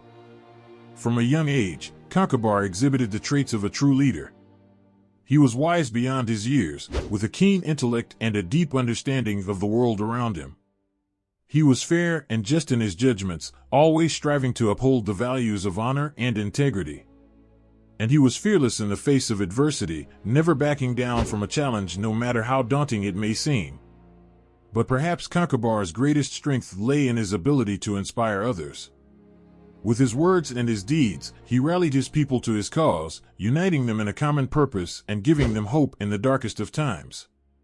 He was not just a king, he was a father figure, a mentor, and a friend to all who knew him. Yet for all his virtues, Concobar was not without his flaws. Like all great leaders, he was not immune to the temptations of power and ambition. At times, his decisions were driven by pride and ego rather than reason and wisdom, leading to conflicts and divisions within his own kingdom. But even in his moments of weakness, Concobar remained a figure of respect and admiration, his legacy enduring long after his passing. In the Pantheon of Irish mythology, few figures loom larger than Cuchulainn, the legendary hero whose deeds have become the stuff of legend. Born to the warrior queen Dagda and the god Lugh himself, Cuchulainn was destined for greatness from the moment of his birth. But it was not just his divine lineage that made him a hero, it was his courage, his strength, and his unyielding determination to protect his people from harm. From a young age, Cuchulainn exhibited a natural talent for warfare. He was a prodigy with the spear, able to strike down his enemies with unmatched skill and precision. He was fearless in battle, charging into the fray with a ferocity that struck fear into the hearts of his foes. And he was fiercely loyal to his comrades, willing to lay down his life for their sake without hesitation. But it was not just his prowess in battle that made Cuchulainn a hero, it was his sense of honor and justice. He was not content to simply fight for glory or riches, he fought for what was right, standing up against injustice and oppression wherever he found it. He was a champion of the weak and the downtrodden, a protector of the innocent, and a scourge of evildoers. Yet for all his bravery and heroism, Cuchulainn was not invincible. He faced many trials and tribulations throughout his life, enduring hardships and suffering setbacks that would have broken a lesser man. But through it all, he remained steadfast in his resolve, his spirit unbroken, his courage undiminished. In the annals of Irish mythology, few figures are as enigmatic and complex as Fergus mac Roich. Born to the noble lineage of the Ulaid, Fergus was a warrior without equal, a man of strength and courage whose deeds echoed through the ages. But he was also a figure of tragedy, haunted by the ghosts of his past and the choices he had made. From a young age, Fergus showed a natural talent for warfare. He was a master of the sword, able to cut down his enemies with ease and skill. He was fearless in battle, charging into the fray with a ferocity that struck fear into the hearts of his foes. And he was fiercely loyal to his comrades, willing to lay down his life for their sake without hesitation. But beneath his stoic exterior lay a man tormented by regrets and remorse. Fergus had made many mistakes in his life, choices that had cost him dearly and left him burdened with guilt. He had betrayed his king and his comrades, siding with their enemies in a moment of weakness and folly. And though he had since repented of his actions, the shadow of his past hung over him like a dark cloud, tainting everything he did. Yet for all his flaws and failings, Fergus remained a figure of respect and admiration, his deeds and his courage earning him the grudging respect of even his staunchest enemies. He may have been a man of contradictions, but he was also a man of honor, willing to do whatever it took to make amends for his past sins. In the end, the tales of Concobar mac Nessa, Cuchulainn, and Fergus mac Roich are not just stories from a bygone era, they are timeless reminders of the power of courage, sacrifice, and redemption. They are tales that speak to the human condition, to the struggles and triumphs that define us as individuals and as a society. And though the years may pass and the world may change, the legacy of these legendary figures will endure for generations to come, inspiring countless others to strive for greatness and to never lose sight of what truly matters in life. In the heart of Ireland, where the land is steeped in magic and mystery, there exists an epic tale that has captivated the hearts and minds of people for generations. It is a story of heroes and villains, of love and loss, of courage and sacrifice.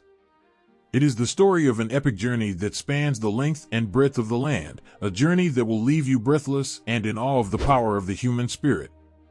At its heart lies the tale of Cuchulainn, the legendary hero whose deeds have become the stuff of legend. Born to the warrior queen Dagda and the god Lugh himself, Cuchulainn was destined for greatness from the moment of his birth. But it was not just his divine lineage that made him a hero, it was his courage, his strength, and his unyielding determination to protect his people from harm. From a young age, Cuchulainn exhibited a natural talent for warfare. He was a prodigy with the spear, able to strike down his enemies with unmatched skill and precision. He was fearless in battle, charging into the fray with a ferocity that struck fear into the hearts of his foes. And he was fiercely loyal to his comrades, willing to lay down his life for their sake without hesitation. But it was not just his prowess in battle that made Cuchulainn a hero, it was his sense of honor and justice. He was not content to simply fight for glory or riches, he fought for what was right, standing up against injustice and oppression wherever he found it. He was a champion of the weak and the downtrodden, a protector of the innocent, and a scourge of evildoers. But Cuchulainn's journey was not an easy one. Along the way, he faced many trials and tribulations, enduring hardships and suffering setbacks that would have broken a lesser man. He battled monsters and demons, faced betrayal and treachery, and even confronted his own mortality on more than one occasion. But through it all, he remained steadfast in his resolve, his spirit unbroken, his courage undiminished. As the epic tale unfolds, we witness Cuchulainn's journey from a young warrior to a legendary hero.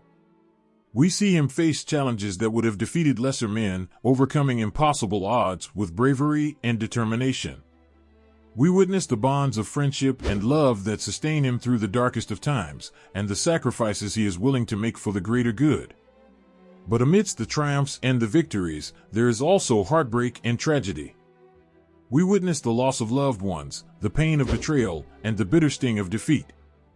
We see Cuchulainn grapple with his own mortality, facing death with courage and dignity, knowing that his legacy will live on long after he is gone. And in the end, as Cuchulainn's journey comes to a close, we are left with a sense of awe and wonder at the power of the human spirit. For though he may be gone, his legend lives on, inspiring countless others to strive for greatness and to never lose sight of what truly matters in life. And as we bid farewell to this epic tale, we are reminded that the greatest adventures are not found in distant lands or far-off realms, but within the depths of our own hearts and souls. In the annals of Irish mythology, there are tales of epic battles and monumental events that have shaped the course of history and captivated the imaginations of people for centuries. These are not just stories, they are legends that stir the soul and ignite the spirit with their tales of heroism, sacrifice, and triumph against all odds. Let us journey through the major events and battles of Irish mythology, where the clash of gods and mortals echoes through the ages. The Battle of Moytura, also known as the First Battle of Mag Tuired, stands as one of the most significant events in Irish mythology. It was a clash of titans, a struggle for supremacy between the Tuatha Dé Danann, the divine beings who ruled over Ireland, and the Fomorians, the dark and monstrous beings who sought to enslave and destroy. The battle raged for days, with swords clashing, spears flying, and magic crackling in the air like lightning. But amidst the chaos and carnage, a hero emerged, Lugh, the many-skilled god, whose courage and cunning turned the tide of battle in favor of the Tuatha Dé Danann. With a single well-aimed spear, he struck down the monstrous King Baelor and shattered the darkness that had shrouded the battlefield. But victory came at a cost. The fields were littered with the bodies of the fallen, their sacrifices a testament to the price of freedom and the resilience of the human spirit. Yet amidst the sorrow and the pain, there was also hope. For the victory of the Tuatha Dé Danann had not just secured their dominion over Ireland, it had also ushered in a new era of peace and prosperity. Yet peace was short-lived, for the shadow of conflict loomed once more on the horizon. The Second Battle of Moytura, also known as the Battle of Mag Tuired, was a desperate bid by the Fomorians to reclaim what they had lost. Once again, the two armies clashed with a ferocity that shook the very earth. But this time, the Tuatha Dé Danann were ready. Led by their courageous leaders, they stood firm in the face of adversity, their spirits unbroken, their resolve unwavering. And once again, Lugh emerged as a hero, leading his warriors into the heart of the enemy's forces with a mighty roar. With a single well-aimed spear, he struck down Balor once more, securing victory for the Tuatha De Danann. But victory came at a heavy price. The fields were stained with the blood of the fallen, their sacrifices a reminder of the cost of war. Yet amidst the sorrow and the pain, there was also hope. For the victory of the Tuatha De Danann had not just secured their dominion over Ireland, it had also reaffirmed their commitment to peace and justice. As the years passed, the echoes of these battles faded into memory, but their legacy lived on. They became symbols of courage and sacrifice, of resilience and determination in the face of adversity. And though the world may have changed, the lessons of these epic battles remain timeless and universal. They remind us that even in our darkest moments, there is always hope, and that the human spirit is capable of overcoming even the greatest of challenges. In the tapestry of Irish mythology, the characters who inhabit its stories are not just figures on a page, they are living, breathing beings whose tales resonate with the depths of human emotion and experience. Each character has a role to play, a destiny to fulfill, and it is through their actions and interactions that the epic unfolds. Let us delve into the analysis of these characters and their roles, exploring the depths of their hearts and the heights of their spirits. At the heart of many Irish myths stands Cuchulainn, the legendary hero whose deeds have become the stuff of legend. Born to the warrior queen Dagda and the god Lugh himself, Cuchulainn was destined for greatness from the moment of his birth. But it was not just his divine lineage that made him a hero, it was his courage, his strength, and his unyielding determination to protect his people from harm. Throughout his journey, Cuchulainn embodies the archetype of the hero, brave, noble, and selfless. He faces countless trials and tribulations, battling monsters and demons, confronting betrayal and treachery, and even confronting his own mortality on more than one occasion. But through it all, he remained steadfast in his resolve, his spirit unbroken, his courage undiminished. Yet Cuchulainn is more than just a warrior, he is also a symbol of humanity's capacity for love and compassion. His deep bond with his wife Emer, his friendship with his loyal charioteer Leg, and his devotion to his homeland are all testament to the depth of his heart and the strength of his character. And though he may face hardships and heartbreak along the way, he never loses sight of what truly matters in life: love, loyalty, and the pursuit of justice. But Cuchulainn is not the only character to leave a mark on the landscape of Irish mythology. Conchobar mac Nessa, the wise and noble king of Ulster, embodies the virtues of leadership and wisdom. Fergus mac Roich, the tragic hero haunted by the ghosts of his past, serves as a reminder of the complexities of the human soul. And Lugh, the many-skilled god who wields the power of the sun itself, represents the triumph of light over darkness, good over evil. Each of these characters plays a vital role in the epic, contributing to its richness and depth with their unique personalities and motivations. From the noblest of heroes to the most sinister of villains, they all have their part to play in the grand tapestry of Irish mythology. But perhaps the most enduring lesson to be found in the analysis of these characters and their roles is the timeless nature of the human spirit. Though they may be beings of myth and legend, their struggles and triumphs are universal, touching the hearts of people across time and space. And though the world may change and civilizations may rise and fall, the stories of these characters will endure, reminding us of the power of courage, sacrifice, and love in the face of adversity. In the rolling green hills of ancient Ireland, there lived a young boy whose destiny would one day shape the very course of history. His name was Setanta, but he would become known to the world as Cuchulainn, the legendary hero whose deeds would echo through the ages. But before he could become a hero, he was just a boy, filled with dreams and aspirations, yearning for adventure and excitement. The boyhood deeds of Cuchulainn are the stuff of legend, tales of bravery and courage that would inspire generations to come. From a young age, Setanta showed a natural talent for warfare, his skills with the spear and the sword unmatched by any of his peers. But it was not just his physical prowess that set him apart, it was also his indomitable spirit, his unwavering determination to prove himself worthy of his destiny. One of the most famous stories of Cuchulainn's boyhood deeds is the tale of how he single-handedly defended Ulster from the armies of Connacht. It was a time of great turmoil and strife, with the forces of Queen Med laying siege to the kingdom, seeking to claim it for their own. But amidst the chaos and confusion, one boy stood tall, his heart filled with courage and his spirit unbroken. Armed with nothing but his trusty spear and his boundless courage, Cuchulainn faced down the might of Connacht's armies, driving them back time and time again with his skill and determination. He fought with the ferocity of a lion, his blows raining down upon his enemies like thunderbolts from the heavens. And though he was but a boy, his deeds were nothing short of legendary, earning him the admiration and respect of all who witnessed them. But Cuchulainn's boyhood deeds were not just about battle and conflict, they were also about friendship and loyalty. One of the most touching stories from this time is the tale of how he befriended the Hound of Culann, the fierce guardian of Ulster's borders. When the hound was killed in a tragic accident, Cuchulainn vowed to take his place, guarding the kingdom with the same fierce loyalty and dedication as his canine companion. And so it was that Cuchulainn became known as the Hound of Ulster, a symbol of bravery and devotion that would be remembered for generations to come. His boyhood deeds may have been but a prelude to the epic adventures that lay ahead, but they were no less significant in shaping the destiny of the hero he would one day become.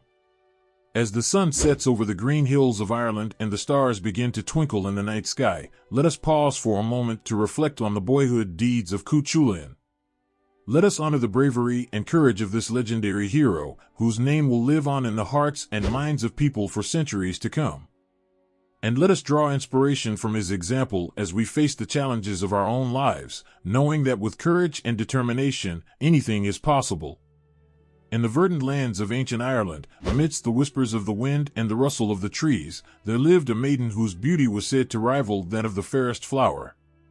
Her name was Deirdre, and she was destined to become a legend, a tale of love and tragedy that would echo through the ages. From the moment of her birth, Deirdre was said to possess a beauty so rare and radiant that it could stir the hearts of even the most hardened souls. Her hair was like spun gold, her eyes like pools of deepest blue, and her smile like the sun breaking through the clouds after a storm. But it was not just her physical beauty that captivated those around her, it was also her gentle spirit, her kind heart, and her boundless compassion for all living things. Yet amidst her beauty and grace, there lay a shadow of sorrow that would haunt her for the rest of her days. For Deirdre was destined to be a pawn in the hands of fate, a victim of the whims of gods and men alike. Her tragic tale would begin with a prophecy, foretelling that she would one day bring about the downfall of kings and kingdoms with her beauty and charm. And so it was that Deirdre's life would be forever intertwined with those of two men, Nawaz, the handsome and valiant warrior who captured her heart, and Concobar, the powerful king whose lust for power knew no bounds. It was a love triangle destined for tragedy, a story of passion and betrayal that would leave no heart untouched. From the moment she laid eyes on Nawaz, Deirdre knew that he was the one for her. His strength, his bravery, and his unwavering devotion to her filled her heart with joy and longing, and she knew that she could never love another as she loved him. And though their love was forbidden, for Nawaz was not of noble birth, they were willing to defy convention and tradition in order to be together. But their happiness was not to last, for the shadow of King Concobar loomed over them like a dark cloud.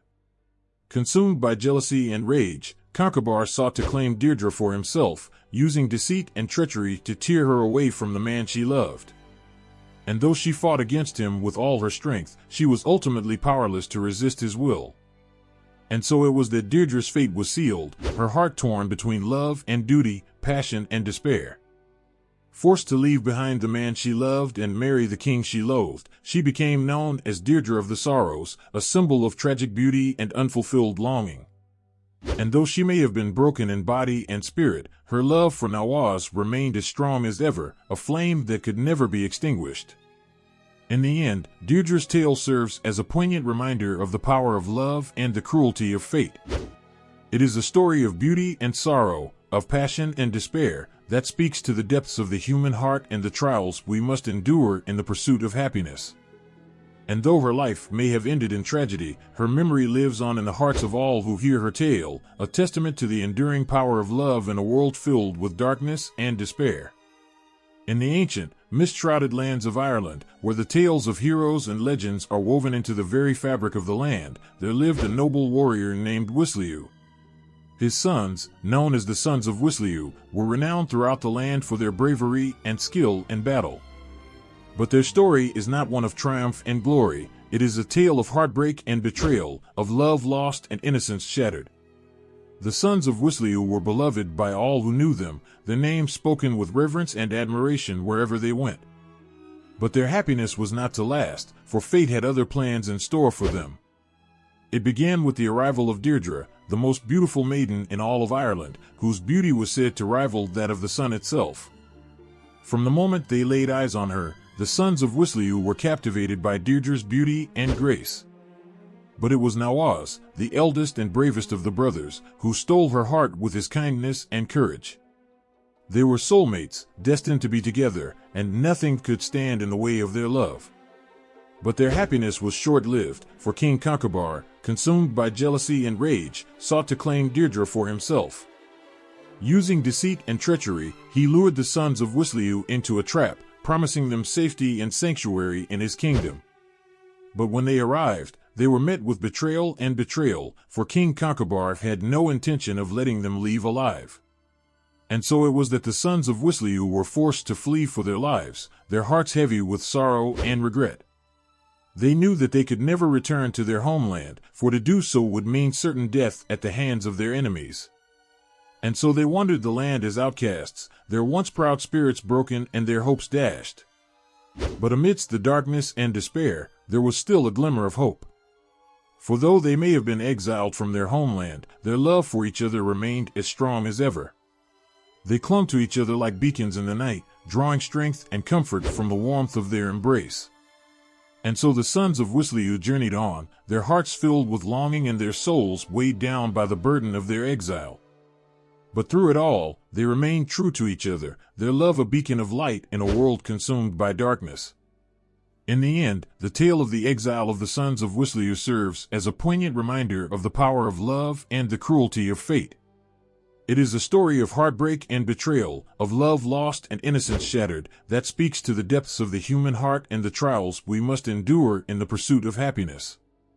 And though their journey may have been fraught with peril and sorrow, their love for each other endured, a testament to the enduring power of love in a world filled with darkness and despair. In the misty reaches of ancient Ireland, where the land is alive with the whispers of the past and the echoes of legends, there existed a band of warriors whose valor and spirit were unmatched. They were known as the Fianna, a brotherhood bound by honor and duty, whose tales of bravery and sacrifice would inspire generations to come. But the origins and structure of the Fianna are not merely tales of warriors and battles, they are stories of friendship and camaraderie, of loyalty and sacrifice, that touch the very depths of the human soul.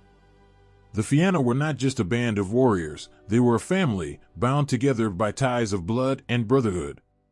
Their origins can be traced back to the ancient clans of Ireland, where young men were trained in the arts of war and hunting from a young age. But it was not just their skill with a sword or a spear that set them apart, it was also their code of honor, their unwavering commitment to justice and righteousness, that made them true warriors in every sense of the word. At the heart of the Fianna stood their leader, Finn Mac Cumhaill, a hero whose name was synonymous with bravery and heroism. He was not just their leader, he was also their mentor and their guide, teaching them the ways of the warrior and instilling in them the values of honor, loyalty, and courage. Under his leadership, the Fianna became a force to be reckoned with, feared and respected throughout the land. But the Fianna were not just warriors, they were also guardians of the natural world, protectors of the land and its inhabitants. They roamed the wilds of Ireland, defending its forests and mountains from the forces of darkness and destruction. They hunted with the skill of the gods, their arrows flying true and their spears striking home, bringing down their prey with a precision and grace that was unmatched. But amidst the glory and the triumph, there lay a shadow of sorrow that would haunt the Fianna until the end of their days. For though they were heroes in the eyes of the people, they were also outlaws in the eyes of the law, their actions often bringing them into conflict with the ruling powers of the land. And though they fought with all their strength and skill, they knew that their days were numbered, that the forces of darkness would eventually prevail.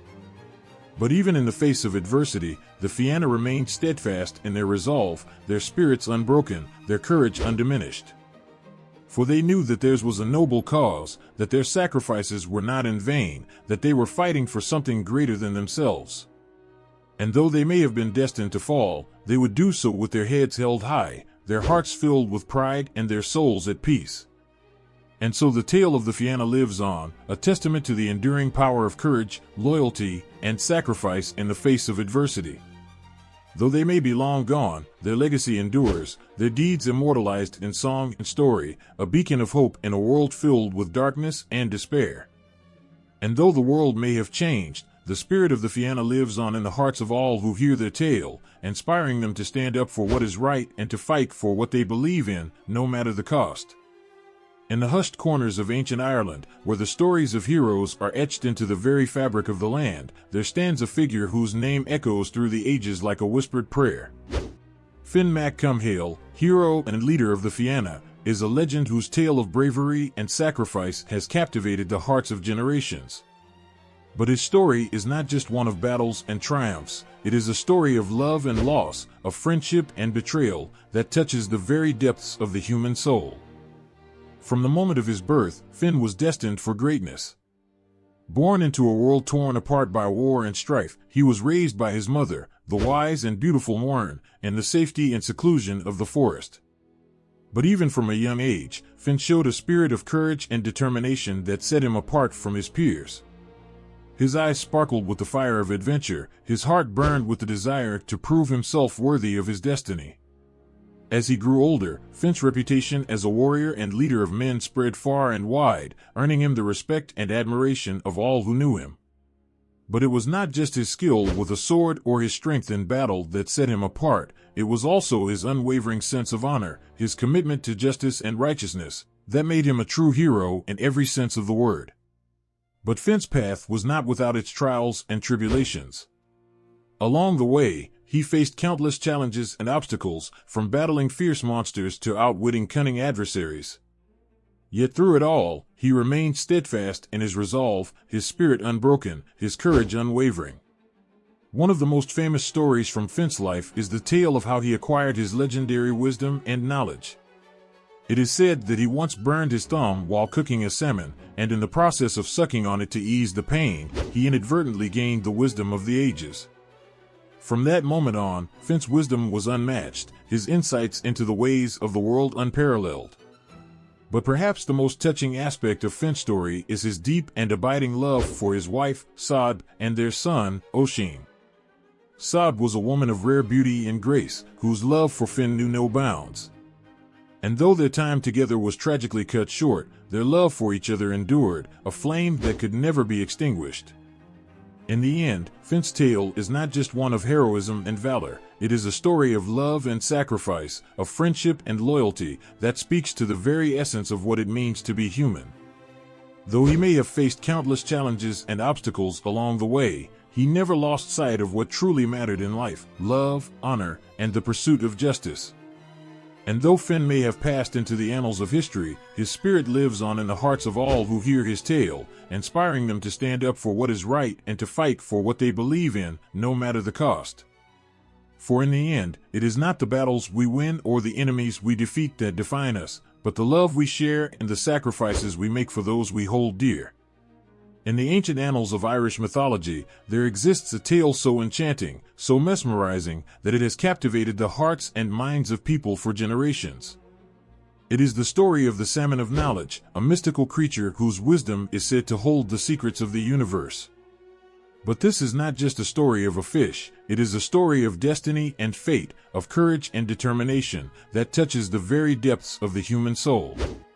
The tale begins in the heart of the River Boyne, where the Salmon of Knowledge swims amidst the rushing waters, its silver scales gleaming in the sunlight. For countless ages, the salmon has guarded the secrets of the universe, its wisdom a beacon of light in a world shrouded in darkness. But its knowledge comes with a price, for only those brave enough to seek it out may partake of its wisdom. And so it was that the fate of the Salmon of Knowledge became intertwined with that of a young hero named Finn Mac Cumhaill. From the moment of his birth, Finn was destined for greatness, his spirit filled with a longing for adventure and discovery. And when he learned of the salmon's legendary wisdom, he knew that he must seek it out, no matter the cost.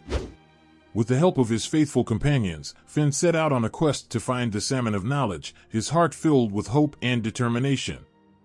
For days and nights, they journeyed through the wilds of Ireland, braving treacherous rivers and towering mountains in search of their elusive quarry.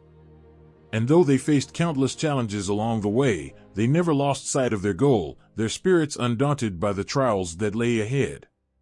Finally, after what seemed like an eternity, they came upon the River Boyne, where the salmon of knowledge awaited them, its wisdom shimmering like a beacon in the darkness. With trembling hands and beating hearts, they cast their lines into the water, their eyes filled with wonder and awe. And when at last they felt the tug of the line, they knew that their quest was nearing its end. With all his strength and skill, Finn reeled in the mighty salmon, his heart pounding with anticipation. And when at last he beheld the creature before him, he knew that his life would never be the same again. For as he gazed into the eyes of the salmon of knowledge, he felt a surge of power and understanding wash over him, filling his soul with a wisdom that transcended time and space. From that moment on, Finn's life was forever changed, his mind filled with the secrets of the universe, his heart brimming with a knowledge that few could comprehend. And though he would go on to face many more trials and tribulations in the years to come, he knew that he would never be alone, for the wisdom of the salmon would always be with him, guiding him on his journey through life. In the end, the tale of the salmon of knowledge is not just a story of a fish, it is a story of hope and inspiration, of courage and determination, that reminds us of the power of knowledge to transform our lives and shape our destinies. And though the salmon may swim on in the depths of the River Boyne, its wisdom lives on in the hearts of all who hear its tale, inspiring them to reach for the stars and fulfill their greatest dreams. In the rich tapestry of Irish mythology, there exists a tale of love and longing so powerful that it has captured the hearts of countless generations. It is the story of Diarmuid and Grain, a love that defied the odds and endured through the ages. But theirs is not just a tale of romance, it is a story of passion and sacrifice, of loyalty and betrayal, that resonates with the deepest emotions of the human soul. It all began with a fateful encounter at the court of the legendary Finn Mac Cumhaill, leader of the Fianna. Grain, the beautiful and spirited daughter of the High King Cormac Mac Airt, found herself betrothed to Finn against her will. But as fate would have it, her heart belonged to another, a young warrior named Diarmuid, whose handsome face and brave spirit had captured her heart from the moment they met. From the moment their eyes met, Grain and Diarmuid knew that their love was destined to be. But theirs was not an easy path to follow, for Finn was a powerful and vengeful man, whose wrath knew no bounds.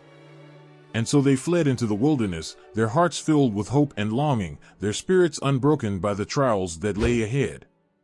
For days and nights, they journeyed through the wilds of Ireland, their love growing stronger with each passing moment. They faced countless dangers along the way, from fierce beasts to treacherous enemies, but their love was a shield that protected them from harm, a beacon of light in a world consumed by darkness. But their happiness was not to last, for Finn was not one to let go of his beloved so easily.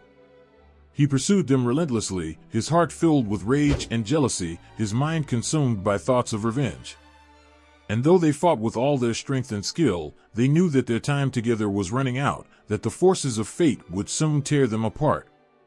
In the end, it was a simple misunderstanding that led to their tragic demise. As they rested beneath the shade of a mighty oak tree, Grain plucked a single berry from its branches, her heart filled with longing for the home she had left behind. But when Diarmuid saw the berry in her hand, he mistook it for a token of her love for another, and in a fit of jealousy, he cast it aside. It was a moment of folly that would cost them dearly, for the berry fell to the ground and unleashed a swarm of angry bees, whose venomous stings struck Diarmuid down where he stood.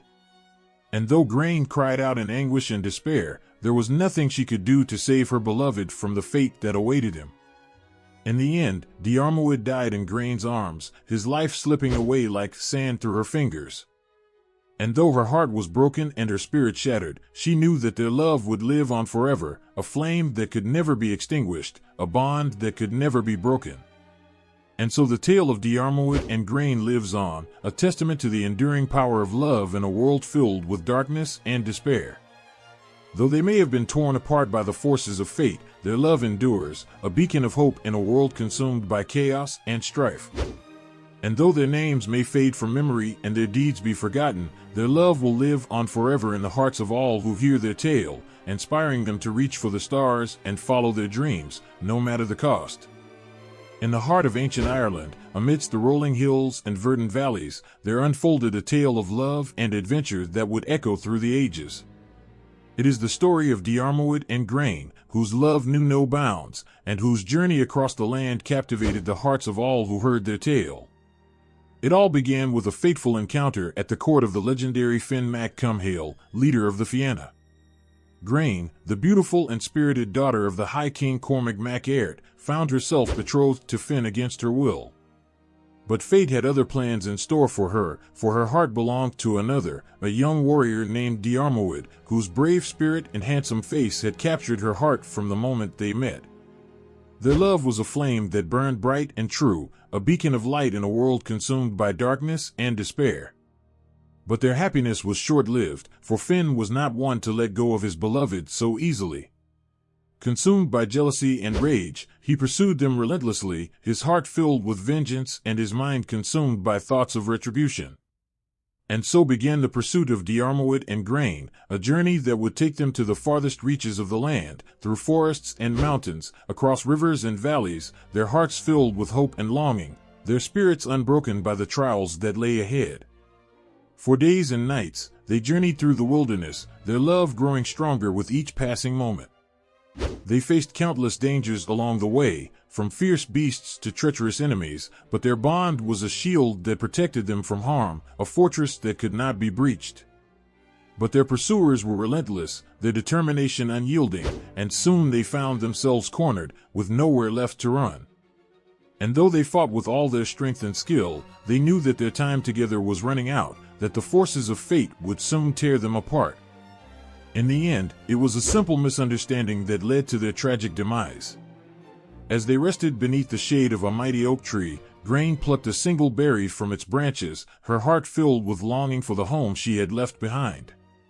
But when Diarmuid saw the berry in her hand, he mistook it for a token of her love for another, and in a fit of jealousy, he cast it aside. It was a moment of folly that would cost them dearly, for the berry fell to the ground and unleashed a swarm of angry bees, whose venomous stings struck Diarmuid down where he stood. And though Grain cried out in anguish and despair, there was nothing she could do to save her beloved from the fate that awaited him. In the end, Diarmuid died in Grain's arms, his life slipping away like sand through her fingers. And though her heart was broken and her spirit shattered, she knew that their love would live on forever, a flame that could never be extinguished, a bond that could never be broken. And so the tale of Diarmuid and Grain lives on, a testament to the enduring power of love in a world filled with darkness and despair. Though they may have been torn apart by the forces of fate, their love endures, a beacon of hope in a world consumed by chaos and strife. And though their names may fade from memory and their deeds be forgotten, their love will live on forever in the hearts of all who hear their tale, inspiring them to reach for the stars and follow their dreams, no matter the cost. In the annals of Irish mythology, there exists a chapter that speaks of a battle so fierce, so epic, that its echoes still resonate through the ages. It is the tale of the Battle of Gabra, a clash of titans that shook the very foundations of the land and forever changed the course of history. But this is not just a story of blood and glory, it is a story of courage and sacrifice, of honor and betrayal, that stirs the soul and touches the heart. The Battle of Gabra was not just an ordinary skirmish between rival clans, it was a conflict of epic proportions, a struggle for supremacy that would determine the fate of the entire land. On one side stood the forces of the legendary Finn mac Cumhaill, leader of the Fianna, a warrior whose name struck fear into the hearts of his enemies. And on the other side stood the armies of the High King Cairbre Lifechair, a tyrant whose thirst for power knew no bounds. The stage was set for a showdown of epic proportions, as the two sides gathered their forces and prepared for battle. The air crackled with tension, the ground trembled beneath the weight of marching feet, as the warriors of both sides braced themselves for the coming storm. As the sun rose on the morning of the battle, the two armies clashed with a ferocity that shook the very earth. Swords clashed, shields splintered, and the air was filled with the screams of the dying and the cries of the wounded. It was a scene of chaos and carnage as the warriors fought tooth and nail for every inch of ground, their hearts filled with a mixture of fear and determination. But amidst the chaos and confusion, there stood one figure whose courage and leadership shone like a beacon in the darkness. It was Finn Mac Cumhaill himself, leading his warriors into battle with a fierce determination that inspired all who beheld him. With his mighty sword in hand and his voice raised in battle cry, he led the charge against the forces of tyranny, his heart filled with a burning desire to see justice done. But the Battle of Gabra was not just a test of strength and skill, it was also a test of loyalty and honor, as the warriors of both sides grappled with the choices that lay before them. For some, the call of duty was stronger than the call of conscience, and they fought with a fierce determination to defend their king at all costs.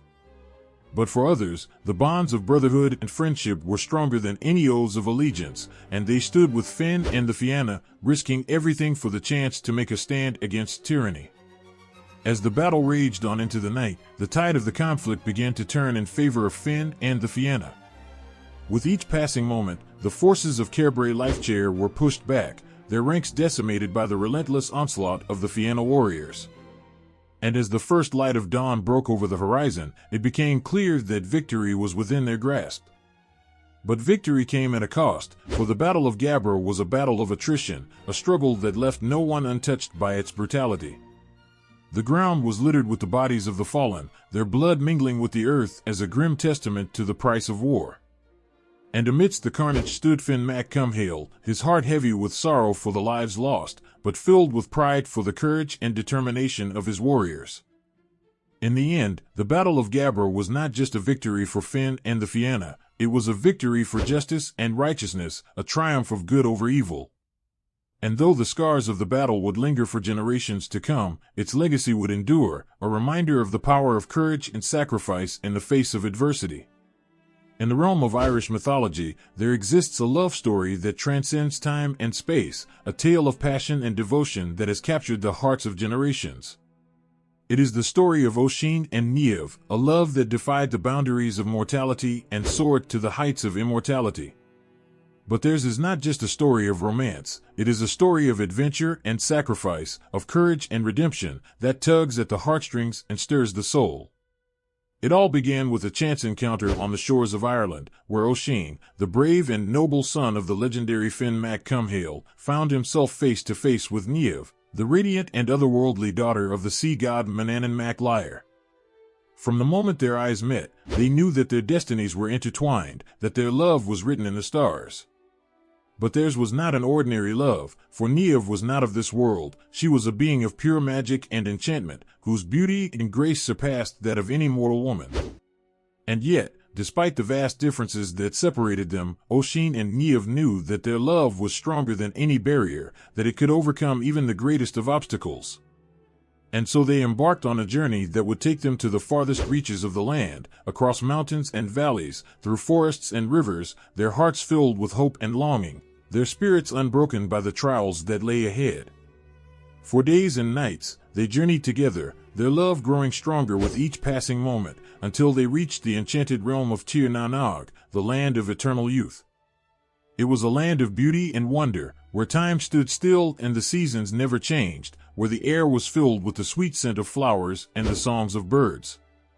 And it was here, amidst the lush green fields and shimmering lakes, that Oisin and Niamh found true happiness, their hearts entwined in a love that knew no bounds.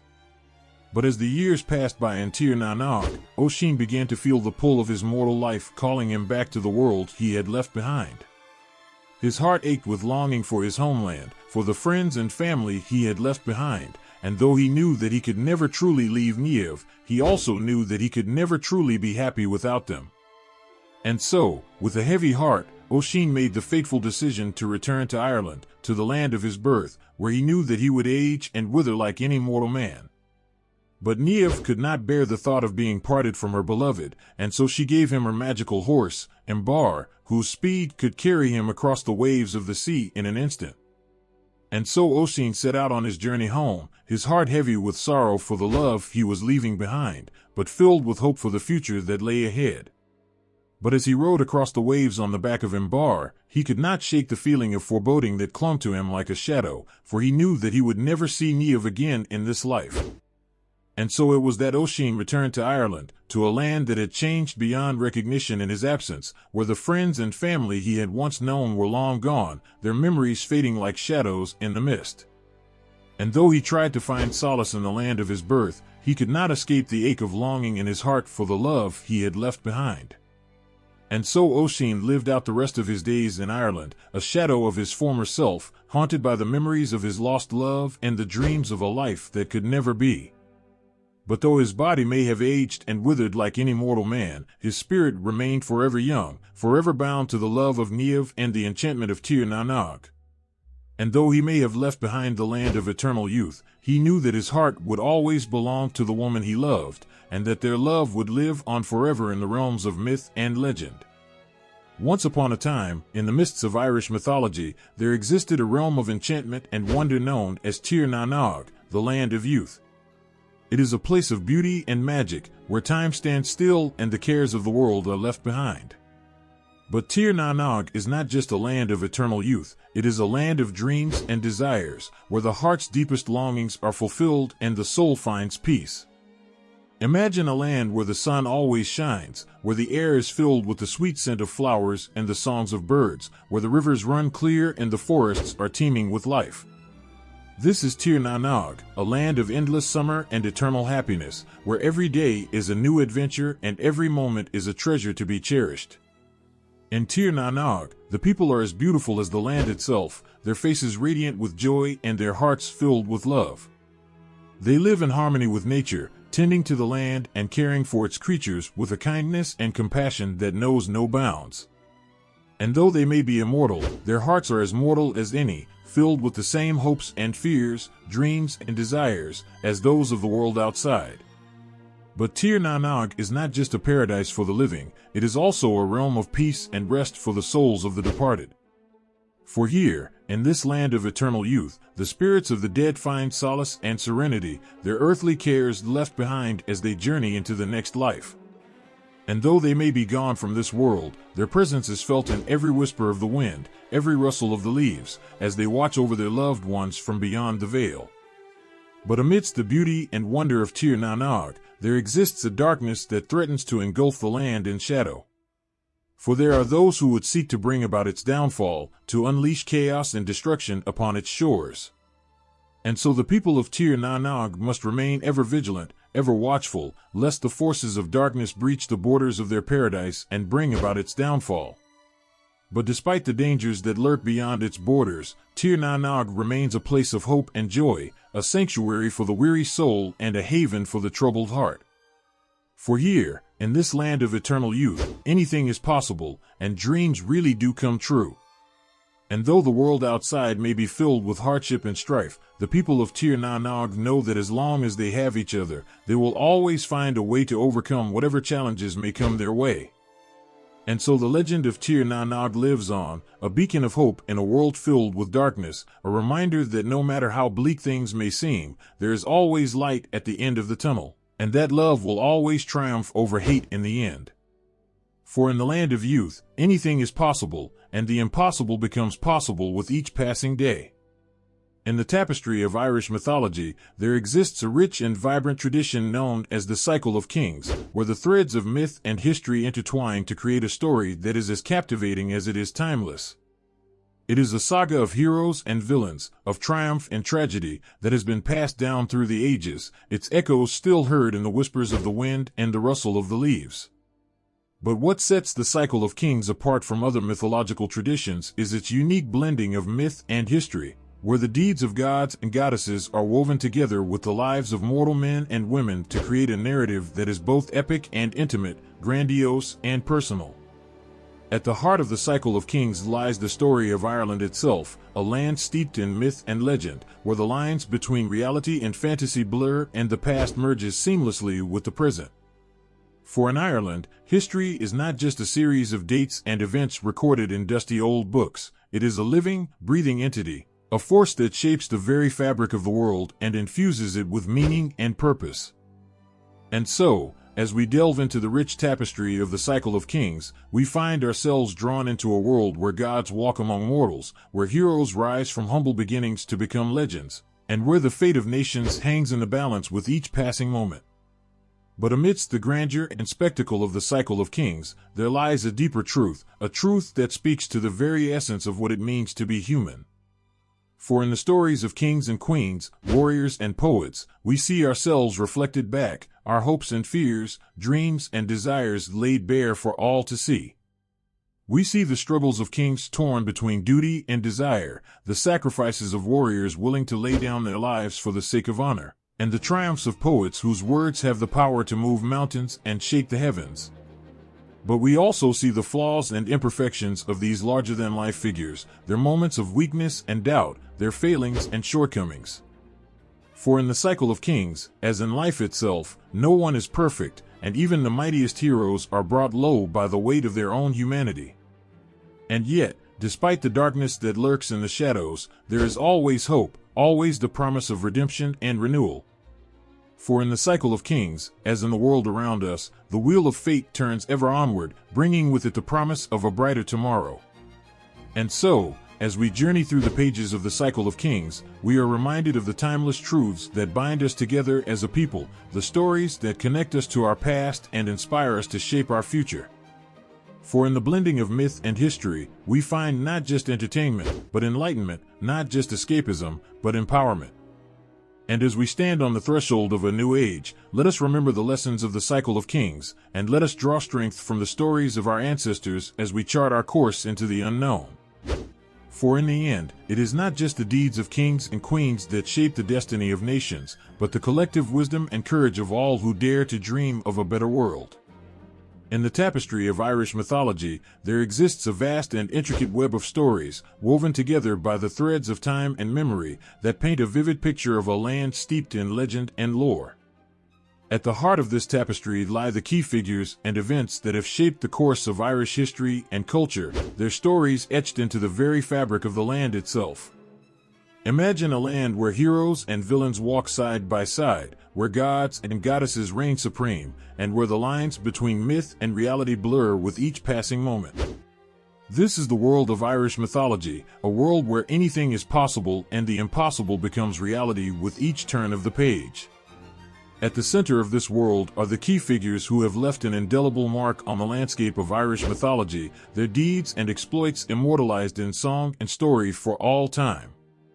From the legendary hero Cuchulainn, whose mighty deeds on the battlefield are the stuff of legend, to the wise and noble King Finn Mac Cumhaill, whose wisdom and leadership guided the destiny of nations. These figures loom large in the collective imagination of the Irish people, their stories passed down from generation to generation like precious heirlooms.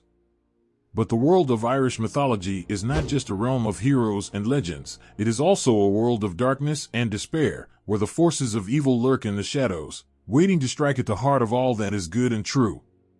From the treacherous machinations of the Morrigan, the goddess of war and strife, to the relentless pursuit of the Fomorians, the ancient enemies of the Tuatha Dé Danann, these malevolent forces threaten to tear apart the very fabric of existence itself, their insatiable hunger for power and conquest driving them ever closer to the brink of destruction. And yet, amidst the chaos and turmoil of this world, there is also hope in the form of brave and noble souls who stand firm in the face of adversity, their courage and determination serving as a beacon of light in the darkness. From the valiant warriors of the Fianna, who fought tirelessly to protect their homeland from all who would seek to do it harm, to the wise and benevolent druids who sought to preserve the ancient wisdom of the land for future generations, these figures embody the spirit of resilience and perseverance that defines the Irish people to this day. But perhaps the most enduring legacy of Irish mythology lies not in the deeds of individual heroes or the machinations of gods and goddesses, but in the stories themselves, stories that have been passed down through the ages, from bard to bard, storyteller to storyteller, preserving the rich tapestry of Irish culture and heritage for all time.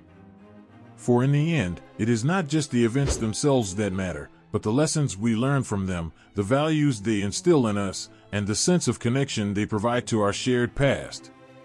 And so, As we journey through the world of Irish mythology, let us remember the key figures and events that have shaped its course, and let us honor their memory by passing on their stories to future generations, so that they too may experience the wonder and magic of this timeless tradition.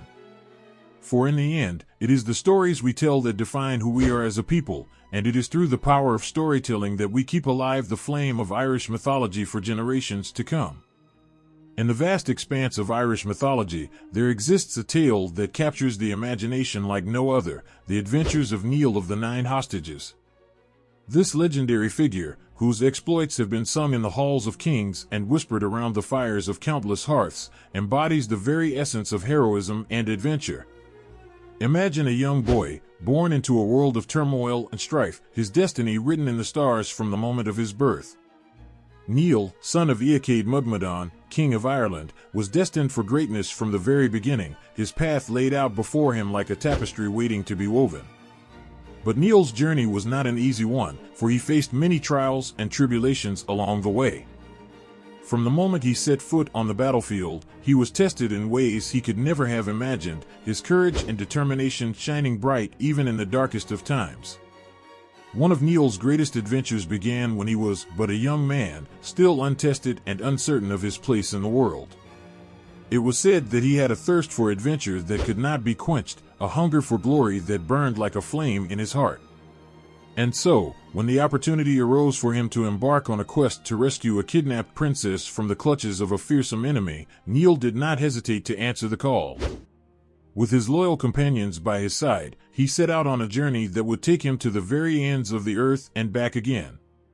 Along the way, Niall faced many dangers and challenges, from treacherous mountain passes to dark and forbidding forests, each more perilous than the last.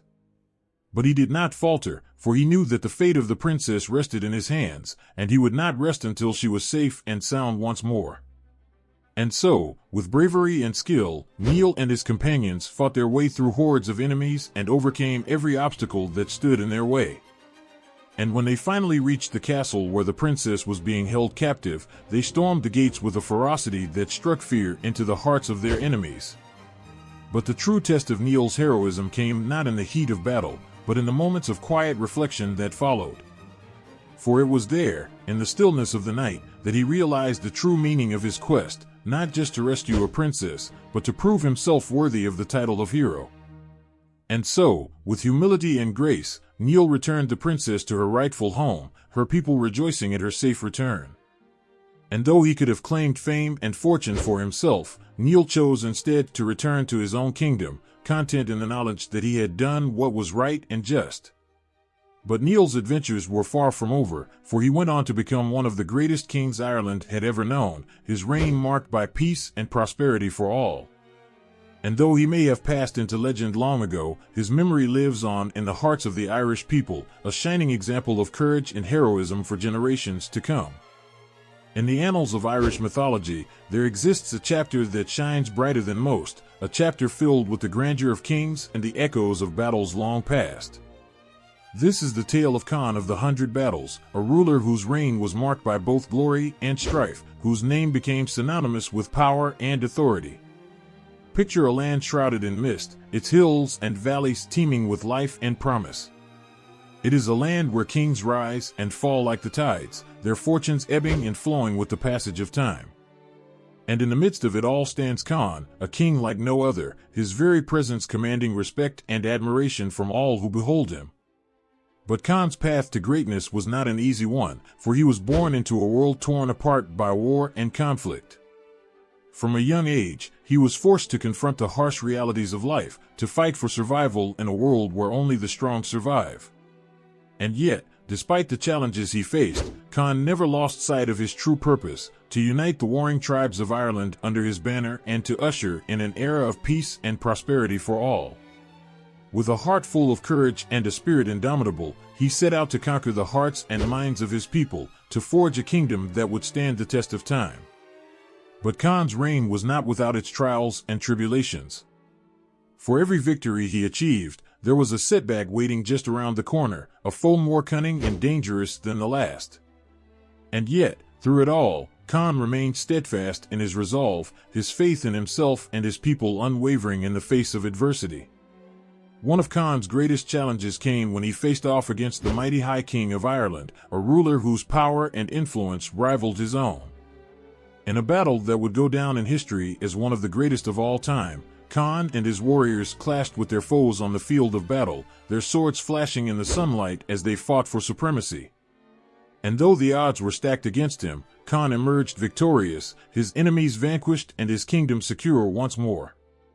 But victory came at a cost, for the toll of battle weighed heavy on Con's heart, his soul burdened by the weight of the lives lost in pursuit of his ambitions. And yet, despite the trials and tribulations he faced, Con's reign was one of unparalleled prosperity and peace. Under his wise and benevolent rule, the people of Ireland flourished, their lands fertile and their hearts full of hope for the future. But Con's greatest legacy was not in the riches he amassed or the battles he won, but in the hearts and minds of his people, who loved and respected him above all others. For in a world filled with chaos and uncertainty, Con was a beacon of light, a symbol of hope in a world gone dark. And though his reign may have come to an end, his memory lives on in the hearts of the Irish people, a testament to the enduring power of courage, wisdom, and love. For in the end, it is not the might of armies or the riches of kings that define a ruler, but the goodness of their heart and the strength of their spirit. And in Con of the 100 Battles, the people of Ireland found both in abundance. In the tapestry of Irish mythology, there are threads that weave tales of triumph and valor, of love and loss. And among these tales, there is one that stands out for its tragic beauty, a story that tugs at the heartstrings and leaves a lingering ache in the soul. This is the tale of Macha, a woman whose life was marked by both greatness and sorrow, whose name became synonymous with tragedy and woe. Imagine a land cloaked in mist, its fields golden with the promise of harvest, its people living in peace and harmony. It is here, in the heart of Ireland, that Macha was born, a woman of rare beauty and grace, her presence like a ray of sunshine on a cloudy day. But Macha's life was not destined to be one of ease and comfort, for she was fated to suffer the cruel whims of fate and the capriciousness of men. From a young age, she knew that her path would be a difficult one, that she would have to fight tooth and nail for every scrap of happiness she could find. And yet, despite the challenges she faced, Macha remained resolute in her determination to carve out a life for herself, to defy the odds and rise above the limitations imposed upon her by society. With a fire burning in her heart and a spirit unbroken, she set out to conquer the world and make her mark upon it. But fate had other plans for Macha, plans that would test her strength and resilience to their very limits. For it was not long before tragedy struck, tearing apart the fabric of her life and leaving her adrift in a sea of despair. The first blow came when Macha fell in love with a man whose heart belonged to another, a man whose affection she could never hope to win. And though she tried to bury her feelings deep within her heart, they continued to gnaw at her like a hungry beast, consuming her from the inside out. But it was not just matters of the heart that plagued Macha, for she also faced the cruelty of those who sought to exploit her for their own gain. Betrayed by those she trusted most, Macha found herself alone and vulnerable in a world that had turned its back on her, her dreams shattered and her spirit broken. And yet, despite the hardships she endured, Macha refused to be defeated. With a strength born of desperation and a courage forged in the fires of adversity, she rose from the ashes of her despair and forged a new path for herself, one defined by resilience and determination. But tragedy was never far from Macha's side, and it was not long before fate dealt her another cruel blow. Pregnant with twins, she found herself forced to compete in a race against horses, her unborn children paying the price for the sins of their father. And though Macha's heart broke at the thought of what lay ahead, she refused to give up hope, her love for her children driving her forward even in the face of insurmountable odds. With every step she took, she prayed for a miracle, for a chance to save her babies from the fate that awaited them. But alas, it was not to be, for Macha's strength failed her in the end, her body unable to withstand the strain of the race. And as she lay dying on the ground, her unborn children were born into the world, their cries of anguish echoing in the empty air.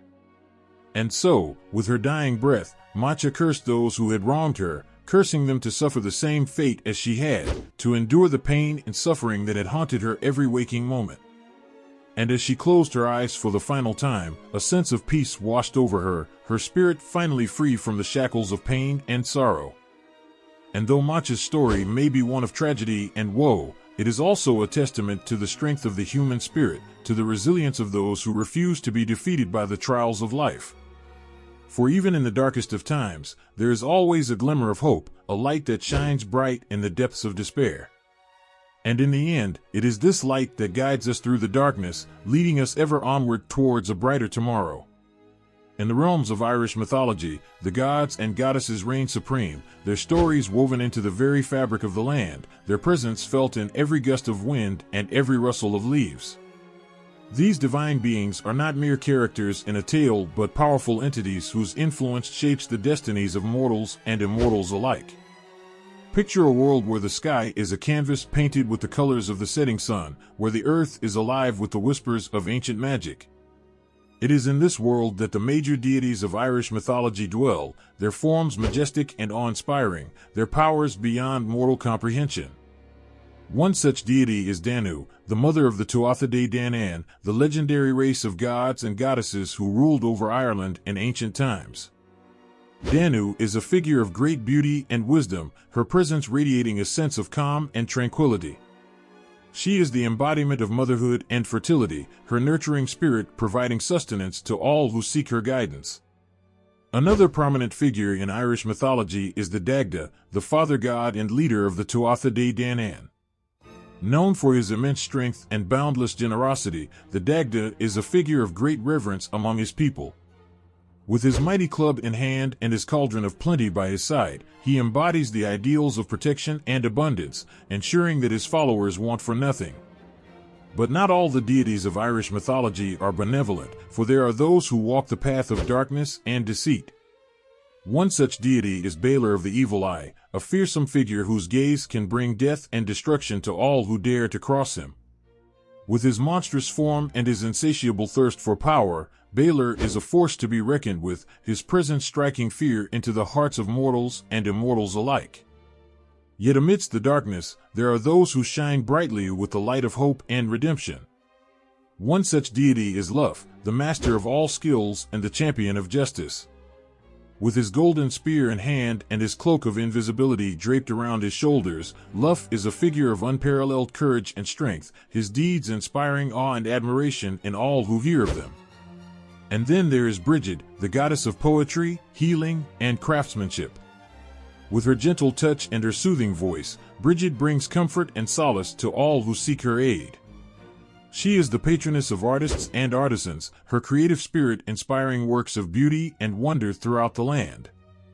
But perhaps the most intriguing of all the major deities of Irish mythology is Morrigan, the goddess of war and fate.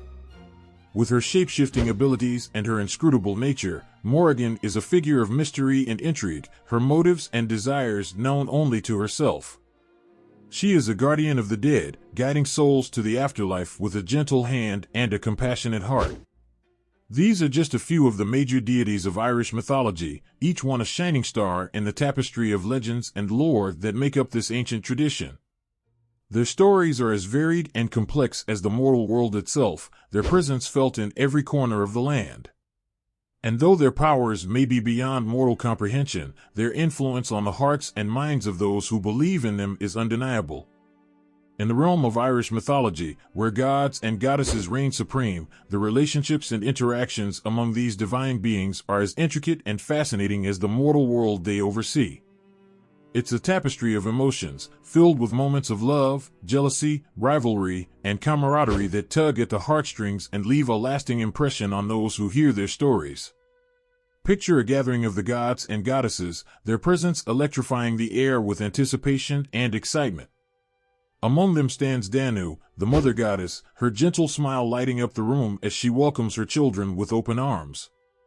She is the beacon of love and unity, the force that binds the divine family together in times of joy and sorrow. But even in the divine realm, not all relationships are harmonious.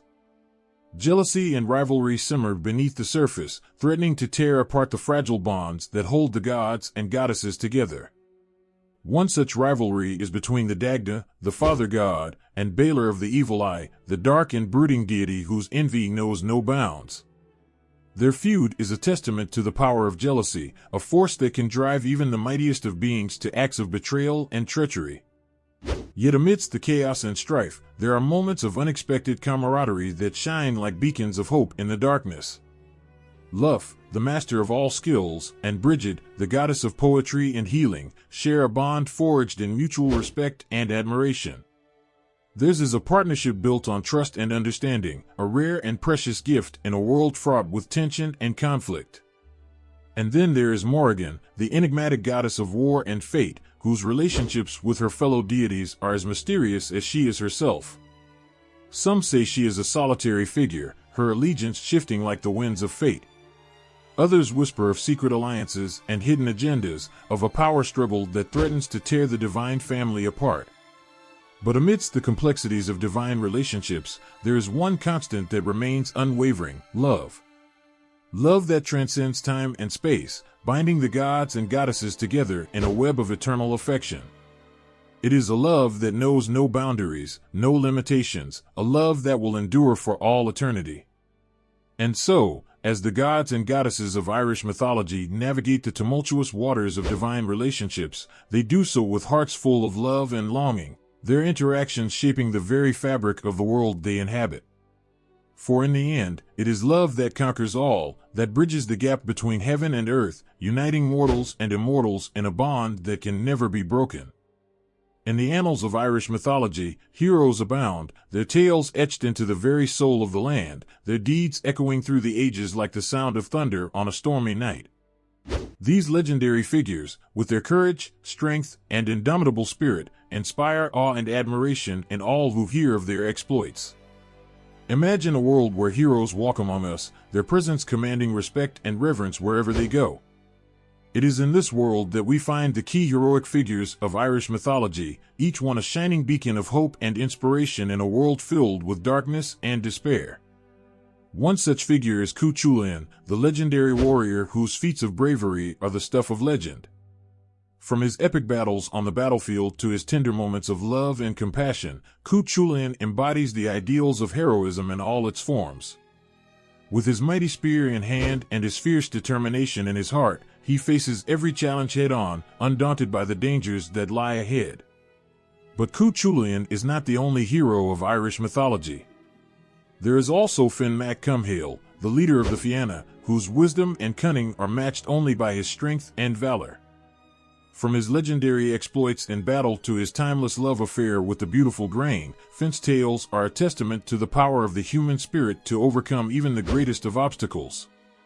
And then there is Conchobar mac Nessa, the wise and just king whose reign brings peace and prosperity to the land.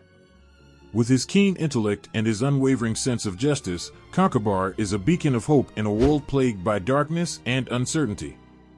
His tales of heroism and sacrifice inspire all who hear them, reminding us that even in the darkest of times, there is always light to guide us on our journey. But perhaps the most touching of all the tales of heroic figures in Irish mythology is that of Deirdre of the Sorrows, whose tragic story of love and loss touches the hearts of all who hear it. From her fateful meeting with the handsome Nawas to her untimely demise at the hands of those who sought to keep them apart, Deirdre's tale is a poignant reminder of the power of love to conquer even the greatest of adversities. These are just a few of the key heroic figures of Irish mythology, each one a shining example of the triumph of the human spirit over adversity. Their tales inspire us to be brave in the face of danger, to be strong in the face of adversity, and to never lose hope, no matter how dark the night may seem. For in the end, it is our actions and our deeds that define us as heroes, not the circumstances of our birth or the trials we face along the way. In the tapestry of Irish mythology, the hero stands tall as a symbol of courage, resilience, and unwavering determination.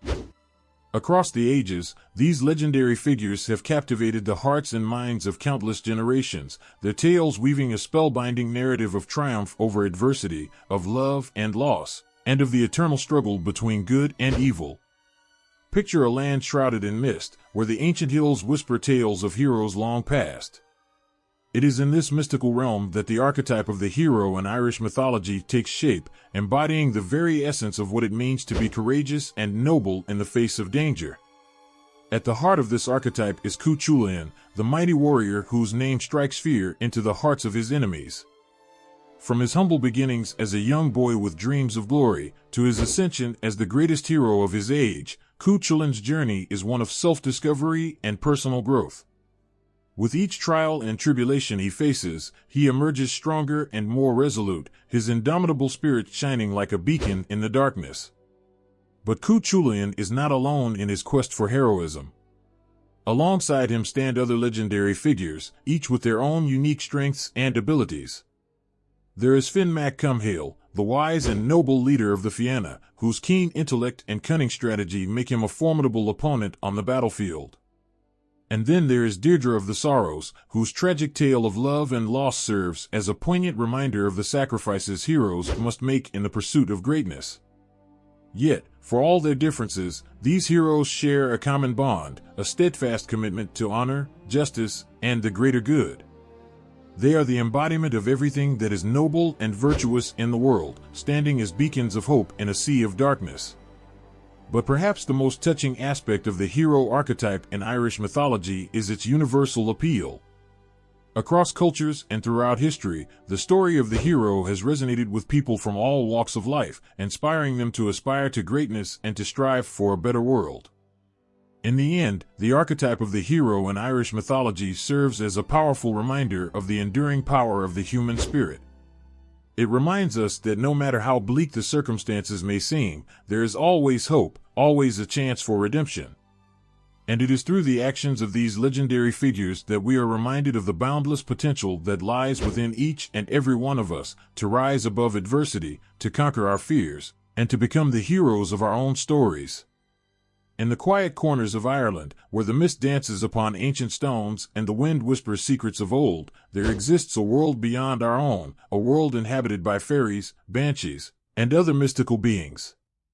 These creatures of legend and lore have haunted the imaginations of the Irish people for centuries, their presence felt in every shadow and every rustle of leaves. Imagine a moonlit forest, where the air is thick with magic and the trees seem to come alive with the whispers of unseen beings. It is in this enchanted realm that the fairies dwell, their delicate wings shimmering in the moonlight as they flit from flower to flower, spreading their mischief and merriment wherever they go. But beware, for fairies are not always kind-hearted creatures. They are known to play tricks on unsuspecting travelers, leading them astray with their enchanting songs and beguiling beauty. And then there are the banshees, whose mournful wails are said to herald death and tragedy. These spectral beings are often seen as omens of ill fortune, their eerie cries sending shivers down the spines of all who hear them.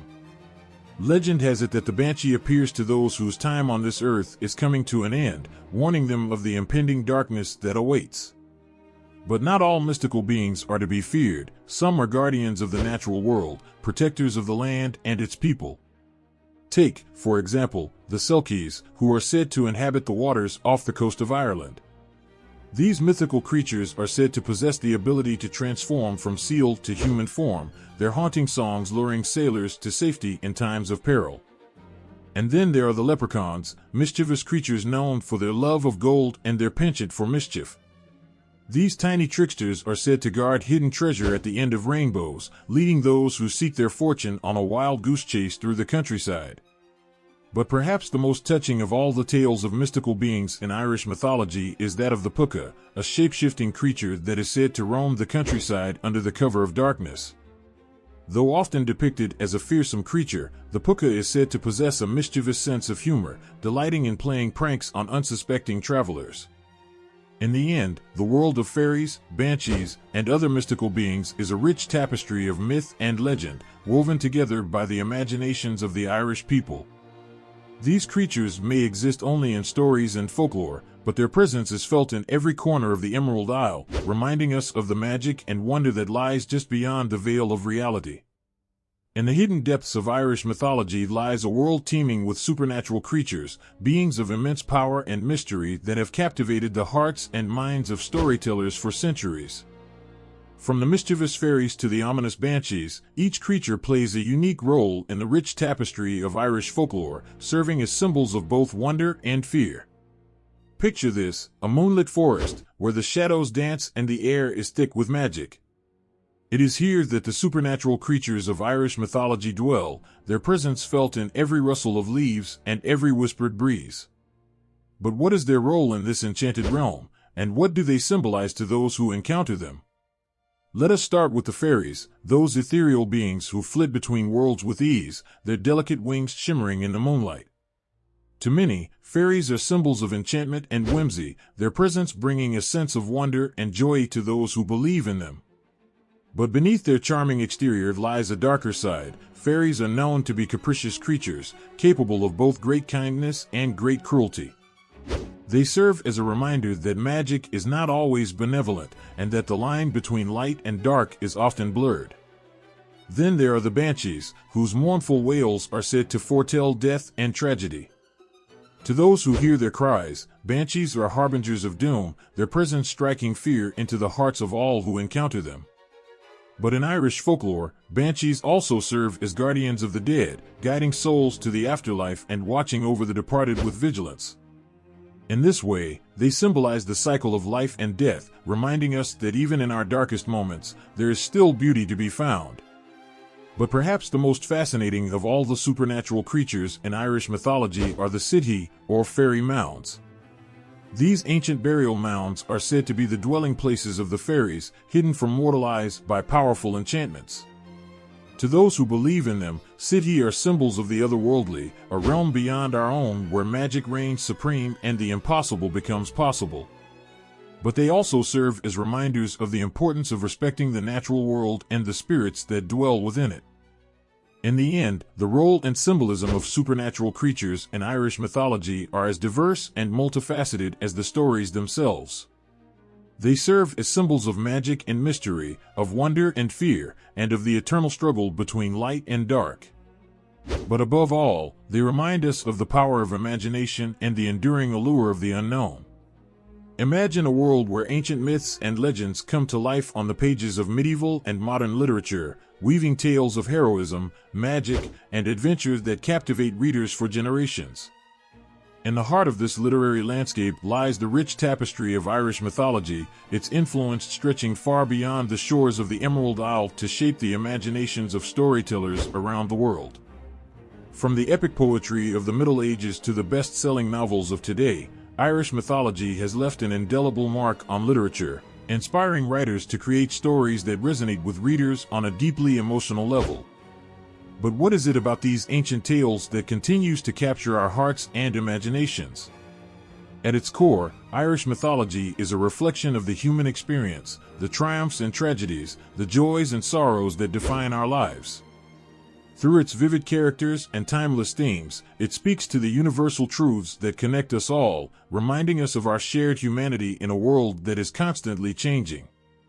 One of the most enduring themes in Irish mythology is the hero's journey, a timeless narrative that follows the protagonist as they embark on a quest for self-discovery and redemption.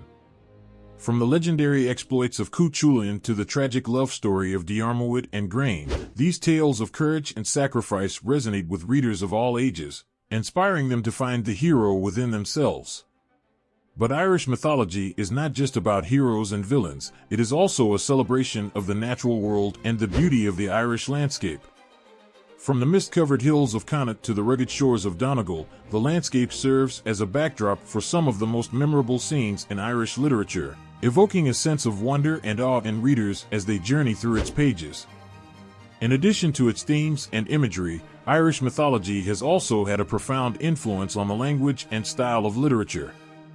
The rich symbolism and lyrical prose of the ancient sagas have inspired countless writers to explore new ways of expressing themselves, from the poetic verse of W.B. Yeats to the experimental narratives of James Joyce.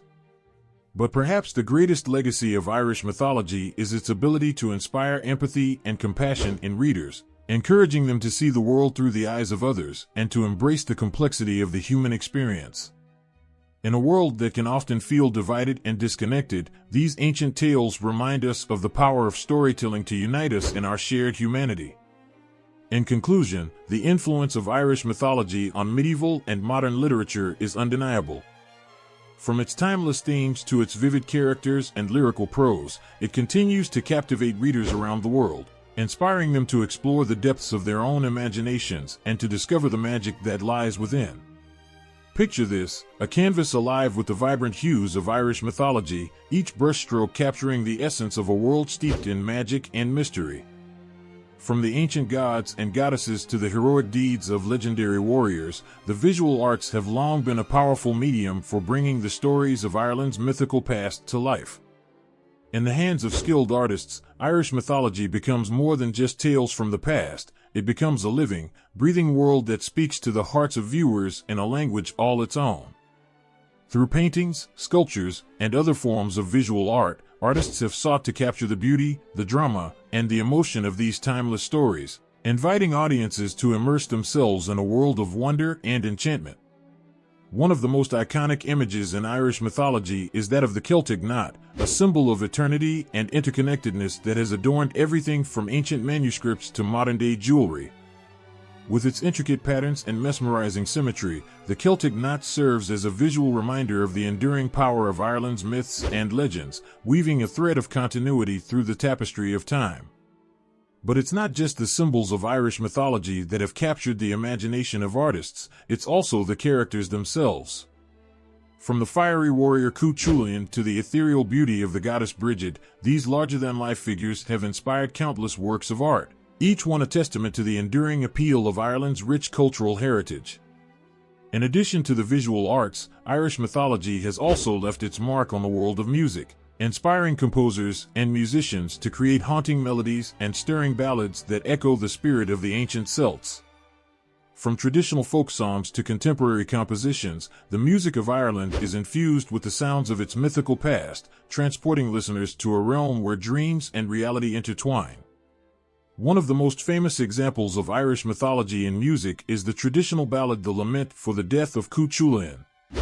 With its mournful melody and poignant lyrics, this haunting song tells the tale of the legendary warrior's tragic demise, capturing the sorrow and loss that permeate so many of Ireland's ancient stories.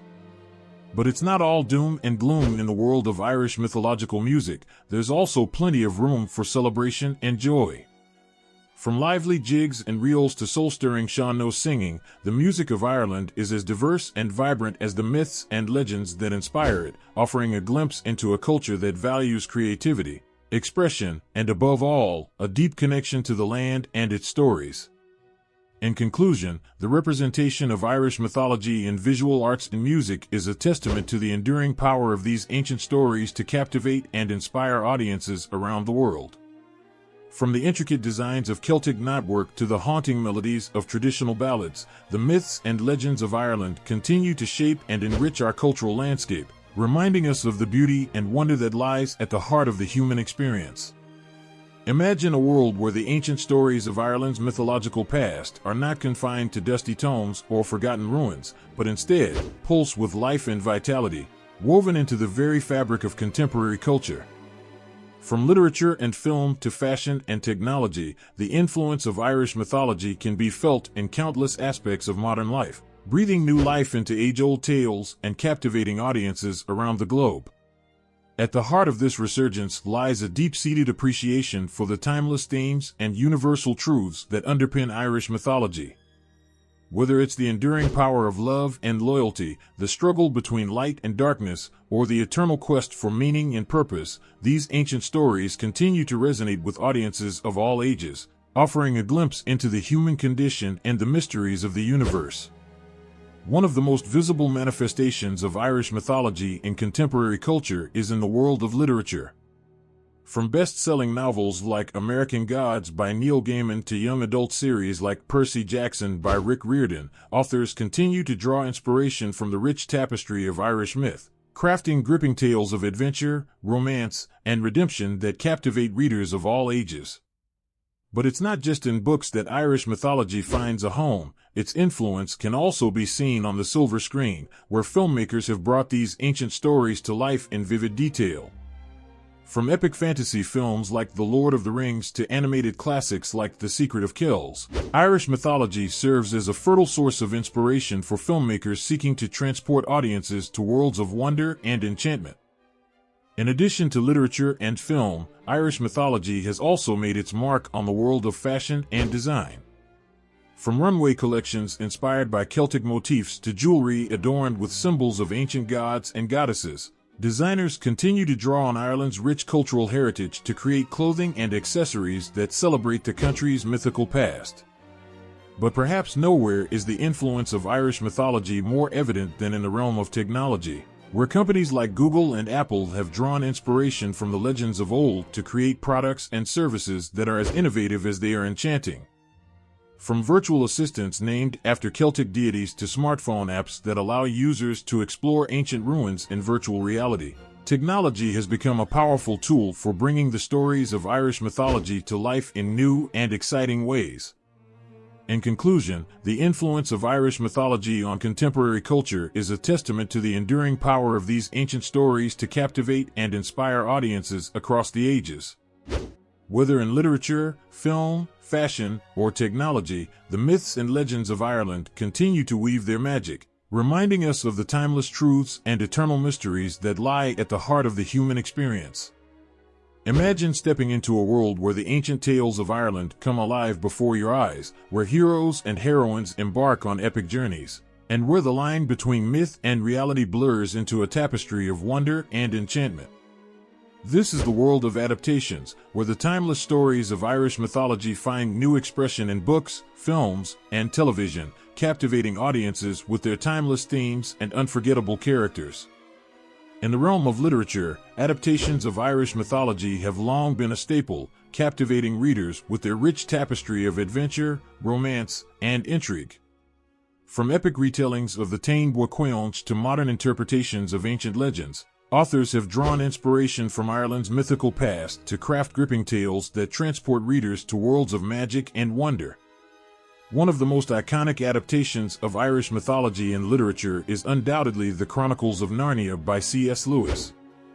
Drawing on elements of Celtic mythology, Lewis weaves a captivating tale of adventure and redemption, taking readers on a journey through the enchanted land of Narnia, where talking animals, mythical creatures, and epic battles between good and evil await. But it's not just in books that Irish mythology finds new life, it's also on the silver screen, where filmmakers have brought these ancient stories to life in vivid detail. From epic fantasy films like Excalibur to animated classics like The Secret of Kells, filmmakers have drawn on the rich tapestry of Irish myth to create cinematic experiences that captivate audiences of all ages. One of the most beloved adaptations of Irish mythology in recent years is the television series Game of Thrones. Drawing inspiration from the medieval history and mythology of Ireland, author George R.R. Martin creates a world of political intrigue, epic battles, and supernatural forces, where characters like Jon Snow and Daenerys Targaryen struggle for power in a land where the line between myth and reality is often blurred. But perhaps nowhere is the influence of Irish mythology more evident than in the world of animation, where filmmakers have created timeless classics that continue to captivate audiences around the world. From Disney's The Little Mermaid to Pixar's Brave, animators have drawn on the rich tapestry of Irish myth to create unforgettable characters and enchanting worlds that capture the imagination and tug at the heartstrings. In conclusion, the adaptations of Irish mythology in books, films, and television are a testament to the enduring power of these ancient tales to captivate and inspire audiences of all ages.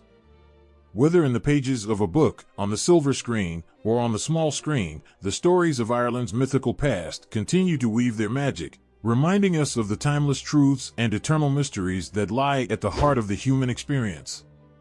Imagine a land where ancient tales whisper through the winds, where the echoes of heroic deeds reverberate through the ages, and where the spirits of Ireland's mythical past dance in the flickering light of the hearth.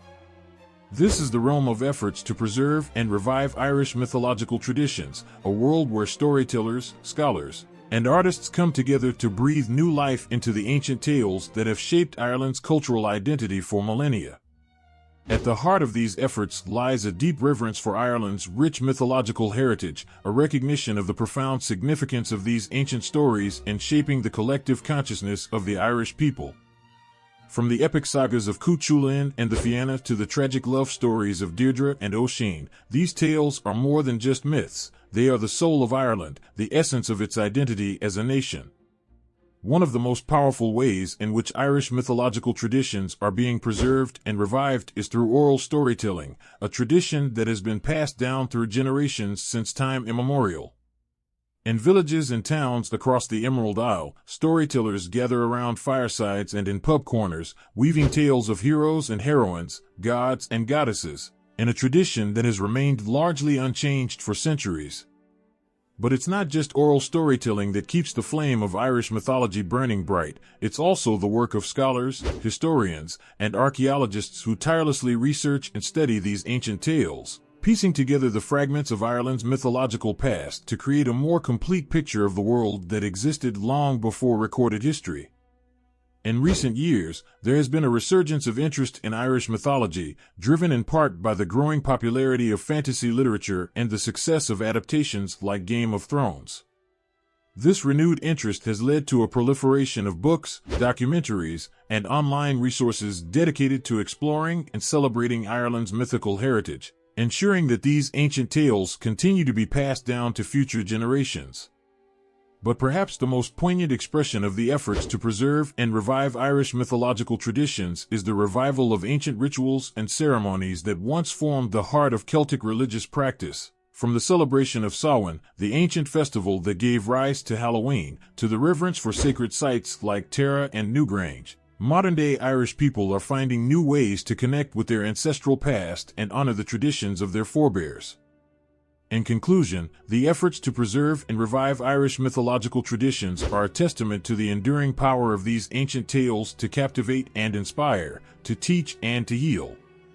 In a world that is constantly changing and evolving, these stories serve as a reminder of the timeless truths that lie at the heart of the human experience, connecting us to the land, to each other, and to the spirits of those who came before us. Imagine a world where the past is not a distant memory, but a living, breathing presence, a world where the stories of our ancestors are not confined to dusty tomes and forgotten libraries, but are woven into the very fabric of our lives. This is the realm of folklore societies and academic research, where dedicated individuals work tirelessly to preserve and honor the rich tapestry of human culture and tradition. At the heart of this world lies a deep reverence for the power of storytelling, a recognition of the profound impact that folklore and myth have on shaping our understanding of the world and our place within it. Folklore societies, with their roots stretching back centuries, serve as guardians of this ancient tradition, ensuring that the stories of our ancestors are passed down from generation to generation, cherished and protected like precious heirlooms. But folklore societies are not just repositories of stories, they are living, breathing communities, vibrant hubs of creativity and connection where people come together to celebrate their shared heritage and explore the mysteries of the past.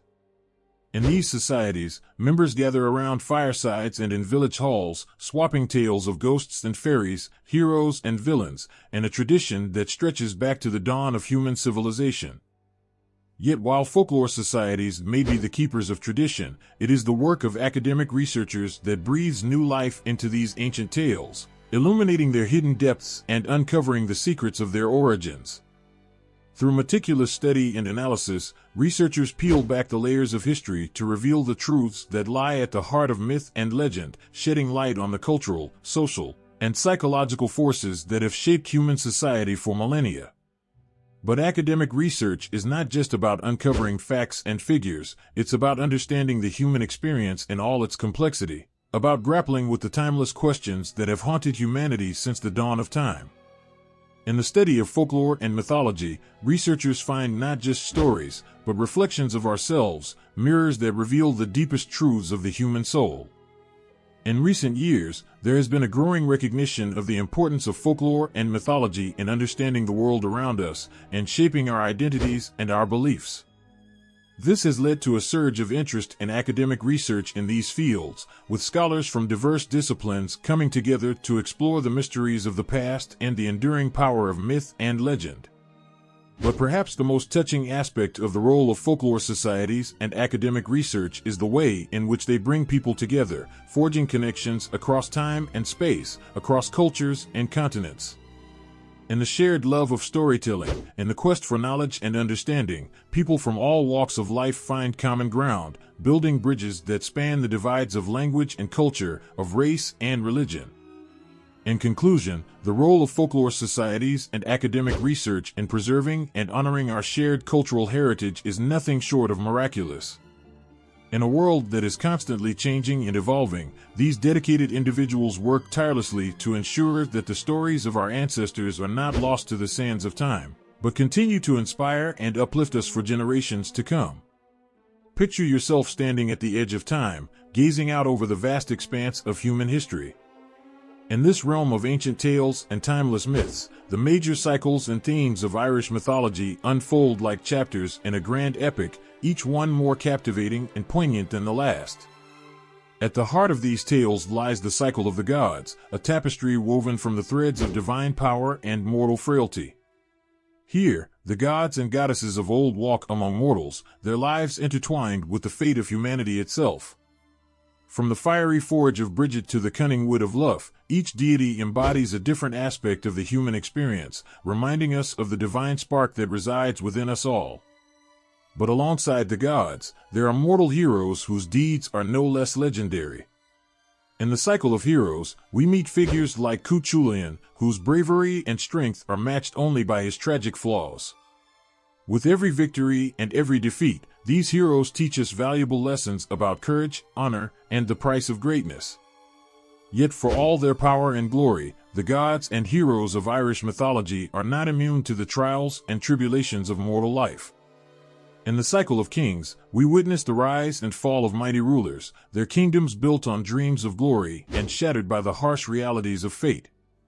From Conn of the 100 Battles to Neil of the 9 Hostages, each king leaves behind a legacy that echoes through the ages, a reminder of the fleeting nature of power and the impermanence of earthly things. But perhaps the most enduring theme of Irish mythology is the eternal struggle between good and evil, light and darkness. In the cycle of the Otherworld, we journey to the mystical realm of Tir na Nog, where the forces of light and shadow do battle for the soul of humanity. Here, we encounter beings both beautiful and terrifying, from the fairies and banshees that haunt the night to the fearsome creatures that dwell in the depths of the underworld. Yet amid the darkness, there is always hope. In the cycle of redemption, we witness the transformative power of love and forgiveness, as heroes like Diarmuid and Grain and Oisin and Niamh defy fate itself in the name of love. Through their trials and tribulations, we are reminded that even in the darkest of times, there is always a glimmer of light, a spark of hope that can illuminate even the bleakest of landscapes. As we stand on the threshold of eternity, let us remember the lessons of Irish mythology, the power of faith, the resilience of the human spirit, and the enduring bonds that unite us all. For in these ancient tales, we find not just stories, but reflections of ourselves, reminders of the timeless truths that shape our lives and our destinies. And though the journey may be long and arduous, we take comfort in the knowledge that we are not alone, that the heroes and gods of old walk beside us still, guiding us on our journey through the mists of time. Imagine a world where the past and present are intertwined, where ancient tales echo through the corridors of time, shaping the very fabric of our existence.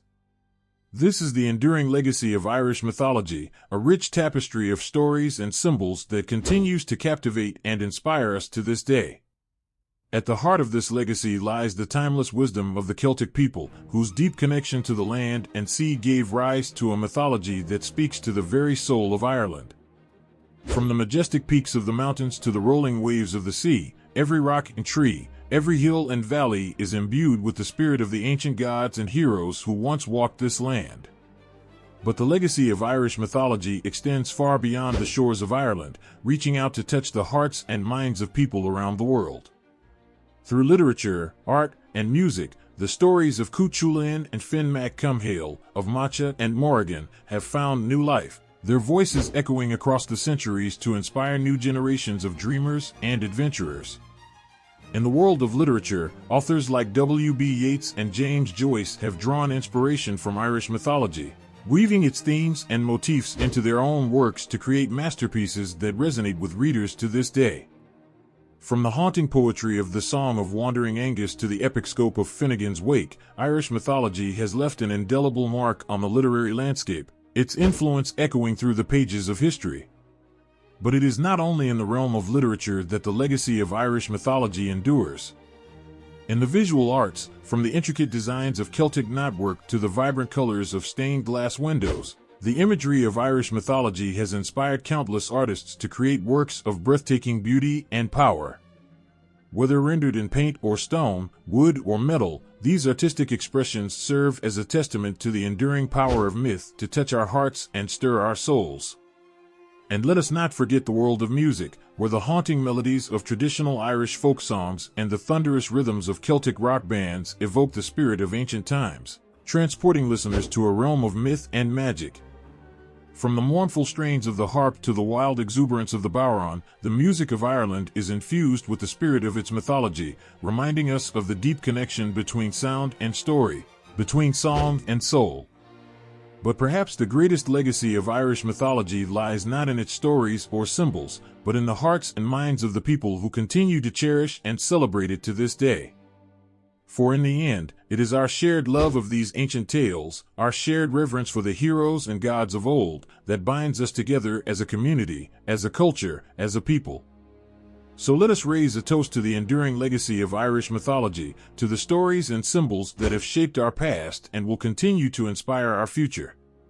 May they continue to captivate and enchant us for generations to come, reminding us always of the timeless truths that lie at the heart of the human experience.